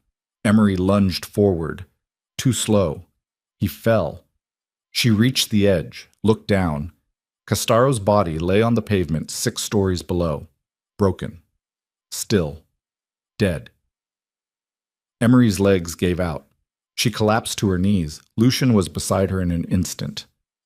It's okay, he said. It's over. But Emery shook her head, because she'd seen the phone, seen him press the button. Somewhere in the city, his final message was being delivered. And whatever it said, it wasn't over. Not yet. Dominic's phone rang. He answered, listened. His face went pale. We need to move, he said. Now. Why? Because Castaro just sent a kill order to every crew he has, and the target is every location we've ever been, every safe house, every contact. He looked at Emery. He's scorching the earth. Even in death, he's taking everything with him. Emery stood. Her hands were steady now, her mind clear. Then we burn it all down first. Lucian stared at her. What? We have his records, his contacts, his operations. We send it everywhere. FBI, DEA, ATF, every news outlet in the country. We flood the zone. That'll start a war. Good. Let them tear each other apart. Dominic smiled. It was a hard smile. I like it. Lucian hesitated, then nodded. Do it. They ran. Back down the stairs, through the club, past bodies and broken glass, out into the street. Police sirens wailed in the distance, growing closer. They reached the car. Dominic took the wheel. Emery climbed in back with Lucian. As they pulled away, she looked back at the club, at the roof where Castaro had fallen, and she felt nothing, no victory, no relief, just exhaustion. And the knowledge that this wasn't the end, it was just the beginning of something bigger, something darker, something that would consume them all before it was through. Dominic drove them to a motel on the outskirts of Newark, the kind of place that rented by the hour and didn't ask questions. Inside the room, he set up his laptop. This is it, he said. Once I send this, there's no taking it back. Do it, Emery said. Dominic's fingers flew across the keyboard, uploading files, sending emails, posting to encrypted servers, every piece of evidence they had, every name, every location, every crime, all of it. Castaro's empire laid bare for the world to see. When it was done, Dominic sat back. It's out there. Lucian's phone started ringing, then Dominic's, then the room's landline. News alerts lit up their screens. The story was breaking everywhere. Within an hour, raids were happening across 3 states. Arrests, seizures, chaos. Emery watched it all unfold on the laptop screen and realized something. They'd won. Not cleanly, not without cost. But they'd won. Castaro was dead. His network was collapsing, and for the first time in 3 years, Emery could breathe. She walked outside, stood in the parking lot under flickering neon. Lucian joined her. You okay? He asked. I don't know. Fair enough. They stood in silence. Then Emery said, What happens now? Now, Lucian smiled. Now we disappear. New names, new lives, somewhere far from here. And if they come looking, they won't. We're ghosts. Emery looked at him. Really looked at him. At the man who'd dragged her into this war, who'd stood beside her through all of it, who'd become something more than an ally. Thank you, she said. For what? For not letting me stay invisible. Lucian took her hand. You were never invisible. You just needed a reason to fight. Behind them, Dominic emerged from the room. We've got movement, he said. Federal task force just hit Castaro's main warehouse. Found enough evidence to put away his entire crew. Good. There's more. Nina's been arrested, trying to cross into Canada. They're bringing her back. Emery felt a cold satisfaction. Good. Dominic hesitated. There's something else. The feds want to talk to you. Protective custody, witness protection, the whole deal. Emery looked at Lucian. He squeezed her hand. Your choice. She thought about it. About Danny. About the last 3 years. About the woman she used to be and the woman she'd become. Tell them no, she said. You sure? I'm done hiding. I'm done running. If they want a statement, they can send someone to me. Dominic nodded. I'll let them know. He went back inside. Emery and Lucian stood under the neon lights and watched the city burn in the distance. Sirens, smoke, the chaos of an empire collapsing. It's beautiful, Emery said. In a terrible way. Yeah. She leaned against him, and for the first time since this all started, she felt something like peace. Not happiness. Not yet. But peace. The storm was passing, and on the other side, maybe, just maybe, there was a life worth living. A life without fear, without ghosts, without looking over her shoulder every second of every day. Come on, Lucian said. Let's get out of here. They walked back to the car. The night stretched ahead, full of possibility, full of danger. But for once, Emery wasn't afraid. She was ready for whatever came next. The motel room smelled like old carpet and disinfectant. Dawn crept through the gaps in the curtains, painting thin lines of gray across the walls. Emery sat on the edge of the bed, staring at her hands. They were clean now. She'd scrubbed them 3 times in the bathroom sink, but she could still feel the weight of the gun. Still see Castaro stepping backward off that roof. Lucian sat at the small table, laptop open, monitoring news feeds. His face was drawn, the cut above his eyebrow held together with butterfly bandages. He hadn't slept. Neither had she. Dominic paced by the window, phone pressed to his ear, speaking in low tones to someone Emery couldn't hear. The television played silently in the corner. Breaking news, federal raids across New York, New Jersey, Connecticut, Castaro's network crumbling in real time. Arrests, seizures, chaos. They'd done it, and it felt like nothing. Dominic ended his call, turned to face them. That was my contact at the Bureau. They've taken 43 people into custody in the last 6 hours. More coming. They're calling it the largest organized crime bust in a decade. Good, Lucian said without looking up. There's more. They found Nina at a border crossing in Vermont. She's singing like a canary, giving up everything she knows.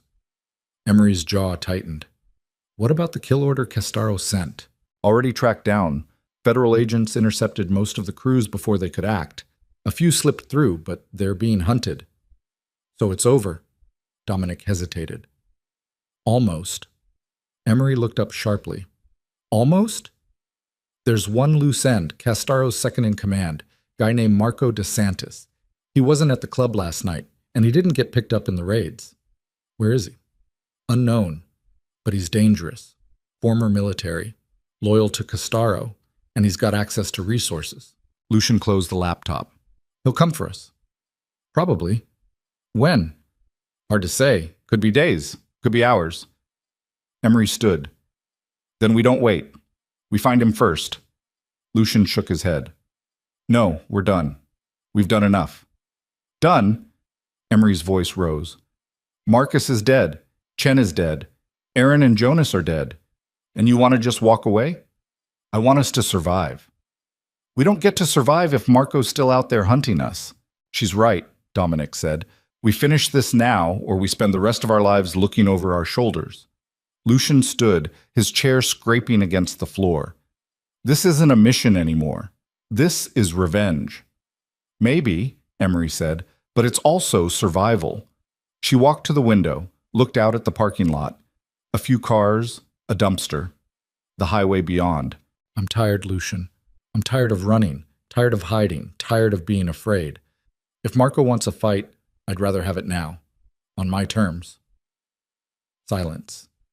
Then Lucian said quietly, And if you die?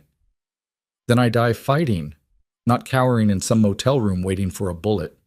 Dominic pulled up something on his phone. I've got a lead. One of Nina's files mentioned a property DeSantis uses. A warehouse in Staten Island. Off the books. No official records. Could be a trap, Lucian said. Everything's a trap at this point. Emery turned from the window. Then we set our own. One. They spent the next 4 hours planning. Dominic pulled blueprints from city records. The warehouse was old. 3 stories. Multiple entry points. A maze of offices and storage areas. If Marco's there, he won't be alone, Dominic said. Figure 3 to 5 men. Armed. Alert. We go in quiet, Lucian said. Recon first. If he's there, we call it into the feds. And if the feds don't get there in time, Emery asked, then we improvise. They loaded up. Guns, vests, flashlights, everything they had left from Dominic's stash. Emery checked her pistol. 15 rounds. She'd fired 4 the night before. 11 left. Enough. They drove to Staten Island in silence. The city gave way to industrial sprawl. Warehouses and shipping yards. Rusted fences and empty lots. The warehouse sat at the end of a dead-end street. No other buildings nearby. No witnesses. Perfect for an ambush. Dominic parked 3 blocks away. They approached on foot, moving through the shadows, sticking to cover. The warehouse loomed ahead. Windows dark. No cars in the lot. No visible security. Too quiet. Lucian raised a fist. They stopped. He pointed to himself, then to the east side. Pointed to Dominic, then to the west. Pointed to Emery, then to the front. She nodded. They split up. Emery moved toward the main entrance, her heart hammering. The gun felt heavy in her hands. Her breath came in short, controlled bursts. She reached the door, Tried the handle. Locked. She looked around, found a side window, broken, boarded up with plywood. She pried the board loose, slipped inside. The warehouse was dark. The smell of oil and dust thick in the air. Machinery hulked in the shadows.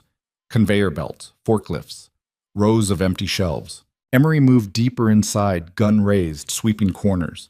A sound. Footsteps. She froze. The footsteps grew closer. She pressed herself against a concrete pillar, held her breath. A figure emerged from the darkness. Tall, broad-shouldered, moving with military precision. Marco DeSantis. He hadn't seen her yet. Emery's finger moved to the trigger. Then a voice crackled in her earpiece. "I've got eyes on 2 more, 2nd floor, east side." Lucian. Marco stopped, turned, like he'd heard something. Emery didn't move, didn't breathe. Marco's hand went to his hip, drew a weapon, a pistol with a suppressor. He scanned the area. His eyes swept past her hiding spot, then stopped. Came back. Their eyes met. For a heartbeat, neither moved. Then Marco raised his gun. Emery dove. The suppressed shot hissed past her head. Concrete chipped behind her. She came up firing. 2 shots, both wide. Marco moved. Fast. Disappearing behind a forklift. Emery ran, zigzagging between machinery. Her lungs burned. More shots, suppressed but deadly. Metal pinged. Sparks flew. She slid behind a steel drum, pressed her back against it. Her earpiece crackled. "Emery, sit rep. Contact. Main floor. Hold position. We're coming to you." Another shot, closer this time. Marco was moving, flanking her. She couldn't stay here. Emery broke from cover, sprinted toward a stairwell. Bullets chased her. One caught the railing inches from her hand. She hit the stairs. Took them 2 at a time. Burst through a door onto the 2nd floor. Offices. Hallways. Doors on either side. She ducked into the 1st room. Empty. A desk. Filing cabinets. A window overlooking the parking lot. Footsteps in the hall. Multiple sets. Marco wasn't alone. Emery crouched behind the desk, controlled her breathing, listened. The footsteps stopped outside the door.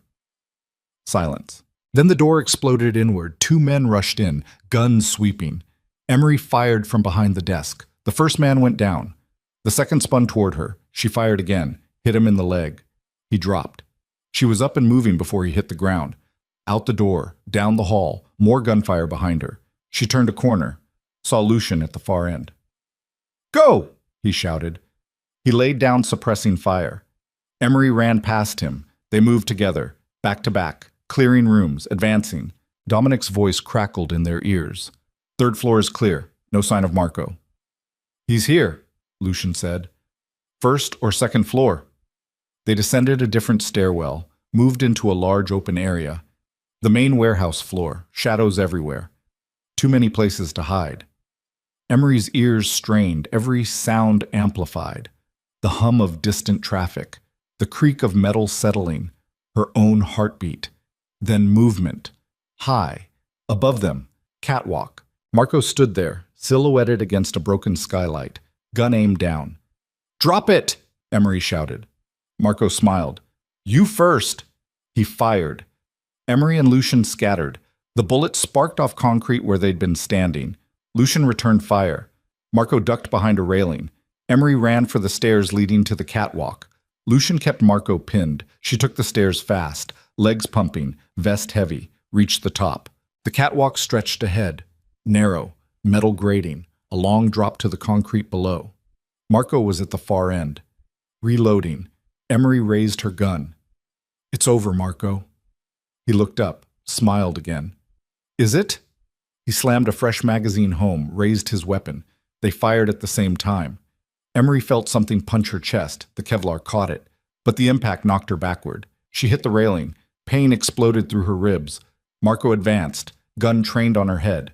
"Castaro was right about you. You should have stayed invisible." Emery's hand scrabbled for her gun. It had fallen. 3 feet away. Too far. Marco stopped. Point-blank range. "Tell your brother I said hello." A shot rang out, but not from Marco's gun. He jerked, stumbled. Blood bloomed on his shoulder. Behind him, Dominic stood at the opposite end of the catwalk, rifle raised. Marco spun, fired wildly. Dominic dropped behind cover. Emery lunged for her gun, grabbed it, came up shooting. 2 rounds, center mass. Marco staggered, fell against the railing. It groaned, bent, then snapped. Marco went over the side, fell 20 feet, hit the concrete with a sound Emery would never forget. Silence. Emery stood there, shaking, staring down at Marco's broken body. Lucian appeared beside her. "You okay?" She nodded, couldn't speak. Dominic descended from the opposite stairs, walked over to Marco, checked for a pulse. "He's gone." Emery sank to her knees. It was over, really over. All the running, all the fear, all the death. Done. Lucian helped her to her feet. "Come on, we need to go before the police show up." They left through a back exit, climbed into the car, drove away as sirens wailed in the distance. Tongue. 3 weeks later.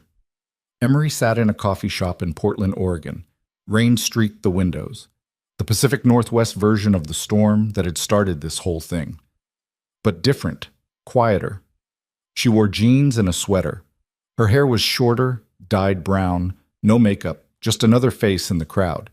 She'd chosen Portland because it was far from New York, far from the ghosts, far from everything. Lucian sat across from her reading a newspaper. He'd grown a beard, changed his style. He looked like a college professor, not a man who'd spent the last month dismantling a criminal empire. "Says here the trials are starting next month," he said. 47 defendants. Nina's testifying against all of them. Good for her. "You don't sound convinced." "I'm not. She'll probably get a deal, reduced sentence, witness protection." "Probably." Emery sipped her coffee. "It was good. Better than anything at Sal's." "You ever think about going back?" Lucian asked. "To New York?" "Yeah." "No. Nothing there for me anymore." "What about closure?" Emery smiled, bitter. "I got my closure on that rooftop." Lucian folded the newspaper. "So what now?" "Now?" Emery looked out the window. "Now I figure out who Emery Vale is when she's not running." "And who is she?" "I don't know yet, but I'm going to find out." Her phone buzzed. A text from Dominic. "Made it to Vancouver. Weather's shit, but the beer's good. Stay safe." She smiled. Typed back. "You too." Dominic had disappeared 2 weeks ago, said he had business in Canada. Emery suspected he was hunting down the last remnants of Castaro's network, tying up loose ends. She didn't ask. Some things were better left unknown. Lucian stood. "I'm going to grab another coffee. You want anything?" "I'm good." He walked to the counter. Emery watched him go. Thought about the man he'd been when they first met, cold, controlled, driven by revenge. He was different now, softer, or maybe just tired. She understood that. Her phone buzzed again. Not a text this time. An email. From an address she didn't recognize. She opened it. It was a photo. Danny, young, smiling, standing outside their childhood home in Bay Ridge. Beneath it, a message. He would have been proud of you, no signature. But Emery knew who it was from. Someone who'd been watching, someone who'd known her brother, someone who understood. She stared at the photo for a long time, then closed the email and deleted it, because the past was the past, and she was done living there. Lucian returned with his coffee. "You okay?" "Yeah."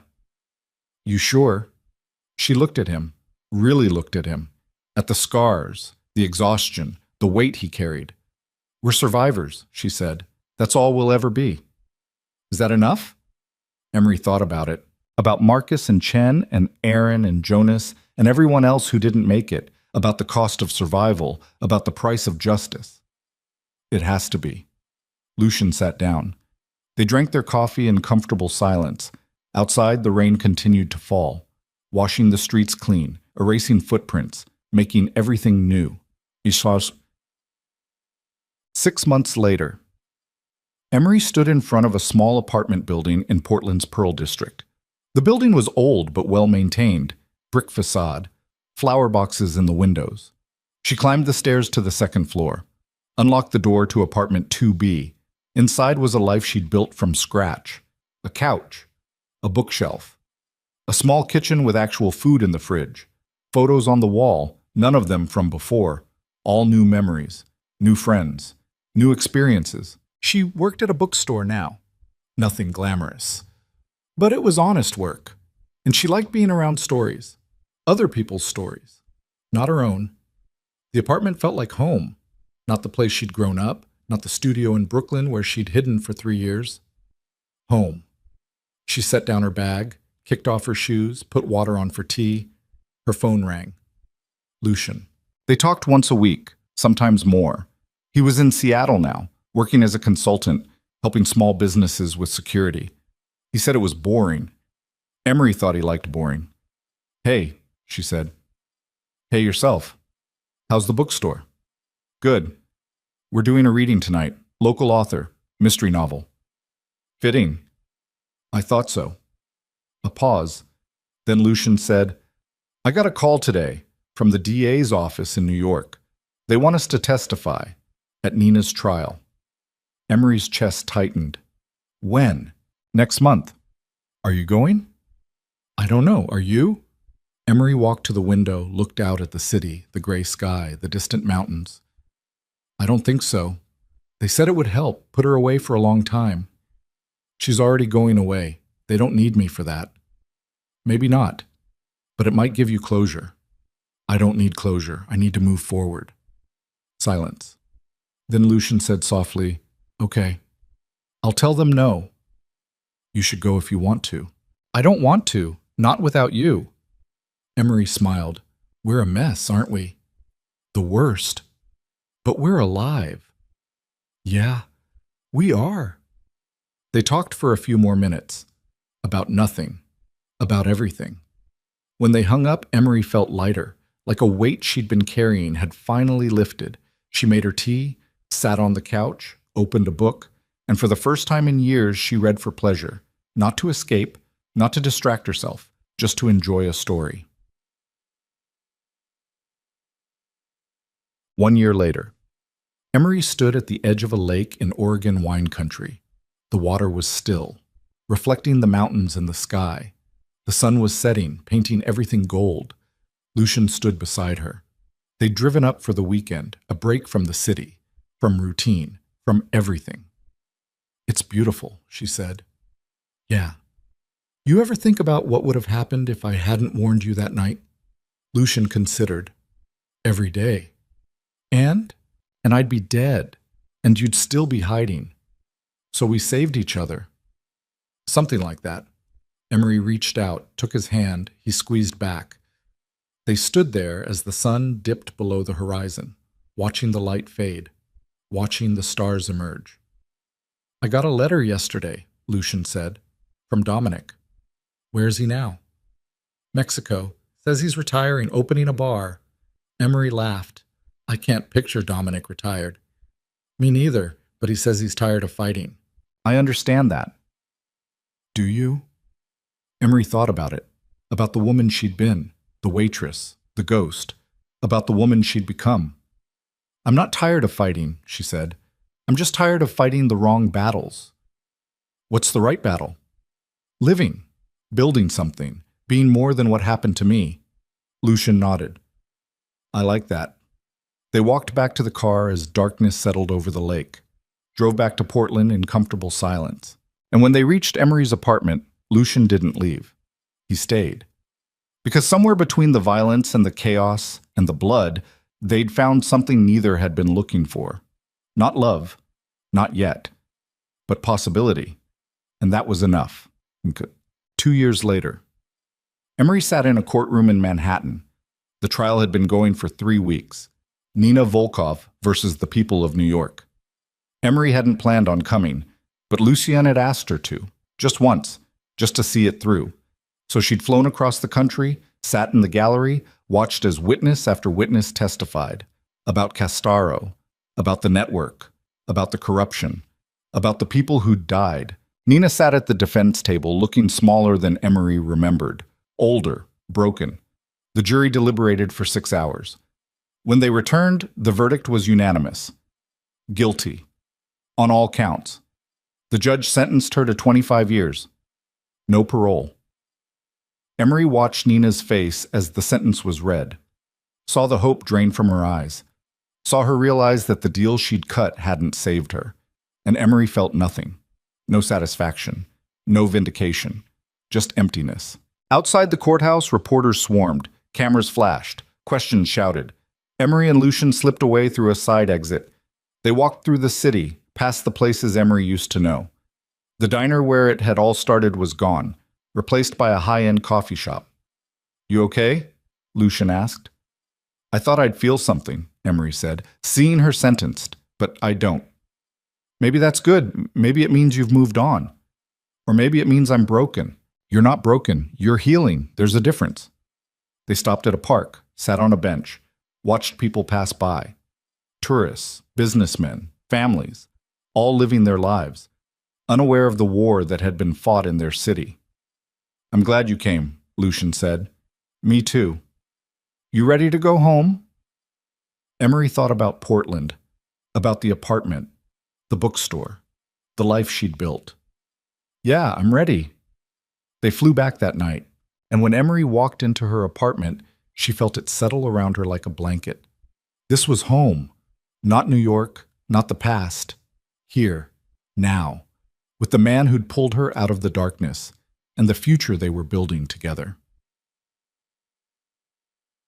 5 years later. Emery stood behind the counter of her own bookstore. She'd bought it 2 years ago when the previous owner retired, renamed it Second Chapters. The irony wasn't lost on anyone. Business was good. She hosted readings, book clubs, writing workshops. The community had embraced her. She'd become part of the fabric of the neighborhood. No longer invisible, but no longer hunted either. Just Emery. The bell above the door chimed. Lucian walked in carrying 2 coffees. "Thought you might need this," he said. "You're a lifesaver." He kissed her, quick, casual. The kind of kiss that comes from years of comfort. They'd gotten married the year before. Small ceremony, just a few friends, no family. Neither of them had any left. But they'd built their own. A family of survivors. Of people who understood what it meant to start over. "Busy day?" Lucian asked. "Not bad. Sold 6 copies of that new thriller, and Mrs. Patterson finally finished War and Peace. That only took her 2 years. She's thorough." They laughed. It was an easy laugh. The kind that came from shared history, from battles fought and won, from knowing someone at their worst and loving them anyway. Emery's phone buzzed, a text from an unknown number. She tensed. Old habits. Lucian noticed. "You okay?" She opened the text. It was a photo. A grave. Daniel Brennan. Beloved brother. And beside the headstone, fresh flowers. Beneath the photo, a message. "He's not forgotten. Neither are you. No signature." Emery stared at the screen. "What is it?" Lucian asked. She showed him. He read it, frowned. "You know who sent it?" "No, but I think it's someone who was there. Someone who knew Danny." "Should we be worried?" Emery thought about it, then shook her head. "No. I think it's just someone making sure we remember." "Do you?" "Remember." "Every day." She deleted the message, put the phone away, and went back to work. Because that's what survivors did. They remembered. But they didn't let the past consume them. They lived. And they built something beautiful from the ashes. 10 years later. Emery sat on the porch of a house in the Oregon countryside. The property was small, 5 acres, a vegetable garden, chickens in a coop, a view of the mountains. She and Lucian had moved out of the city 3 years ago, wanted something quieter, something peaceful, a place to grow old. Lucian was inside, making dinner. She could smell garlic and tomatoes, hear him humming off-key. She smiled. Life had become simple, beautiful in its simplicity. They still got calls sometimes, from Dominic, from old contacts, checking in, making sure they were okay. They always were. The bookstore was thriving under new management. Emery still consulted, helped with inventory and events, but mostly she just lived. Tended the garden, read books, watched the sunrise and set over the mountains, and tried to make peace with the woman she'd been, the woman who'd lost everything, and found herself in the process. Her phone rang. She almost didn't answer, but something made her look. Blocked number. She answered, "Hello?" Silence. Then a voice she hadn't heard in 10 years. "Ella." Her breath caught. It wasn't possible. The voice belonged to someone who was dead. "Who is this?" "It's me. It's Danny." Emery's vision blurred. "That's not funny. Who is this really? I know you don't believe me, but it's true. I'm alive, and I need your help." Emery's hands shook. It couldn't be. She'd seen the body, attended the funeral, mourned for 10 years. "Prove it," she whispered. "The night before I died, we met at Murphy's Diner. You ordered pancakes. I had scrambled eggs. And I told you I was in trouble, that I'd seen something I shouldn't have. And you told me to go to the police." Emery's knees buckled. She sat down hard on the porch steps. Those words. That conversation. No one knew about it. No one except her and Danny. "How?" "I faked my death. Had to. Castaro was going to kill me, so I staged it, made it look real, and I've been in hiding ever since." "Why are you calling now?" "Because he's back." "Who?" "Castaro. He's alive, and he's coming for you." The world tilted. Emery's mind raced. Castaro was dead. She'd seen him fall. But if Danny was alive, if Danny had faked his death, could Castaro have done the same? "Where are you?" she asked. "I can't tell you over the phone, but I need you to meet me, tomorrow, alone. I'm not doing anything until I know this is real. It's real, Ella, I swear. And if you don't come, we're both dead." The line went dead. Emery sat there, phone in hand, staring at nothing. Behind her, the screen door opened. Lucian stepped out. "Everything okay?" Emery looked up at him, at the life they'd built, at the peace they'd found, and felt it all slipping away. "No," she said quietly. "I don't think it is." Lucian's expression hardened. What happened? Emery stood, looked him in the eye, and said the words she never thought she'd say. "My brother's alive, and the war isn't over, Shakates." But that's a story for another time. For now, Emery stood on that porch, the weight of the past crashing back down on her shoulders, and made a choice. She could ignore the call, delete the number, pretend it never happened, go back to her quiet life, her garden, her husband, her peace. Or she could face it, one last time. She looked at Lucian. "I have to go." "I know. You don't have to come with me." "Yes, I do." She smiled. Because of course he did. They'd survived a war together. They'd survive whatever came next. Together. Emery took Lucian's hand, and together they walked back inside. To pack. To prepare. To face the ghosts one more time. Not because they wanted to, but because some battles never truly end. They just pause, waiting for the next storm. And when that storm came, Emery Vale would be ready, not as a waitress, not as a victim, but as a survivor, a fighter, a woman who'd been through hell and came out the other side, and who would do it again if she had to. Because that's what survivors do. They endure, they adapt, they fight, and they never, ever give up. No matter the cost, no matter the pain, no matter how many times the past comes back to haunt them, they keep moving forward, into the light or into the darkness. Wherever the road leads, together, always together. The end. Thank you for staying with this story until the very end. What started with rain and a whispered warning became a journey of survival, vengeance, and ultimately, redemption. Emery Vale learned that sometimes the only way to escape your past is to face it head on. That survival isn't about staying invisible. It's about choosing when to be seen. And that the greatest battles aren't always fought with guns and explosions, but with the quiet courage to keep living when everything tells you to give up. If this story reached you, wherever you are in the world, drop a comment with your city. Let me know how far Emery's journey traveled. And remember, sometimes the smallest choice, a single warning, a single act of courage, can rewrite everything. Stay safe out there.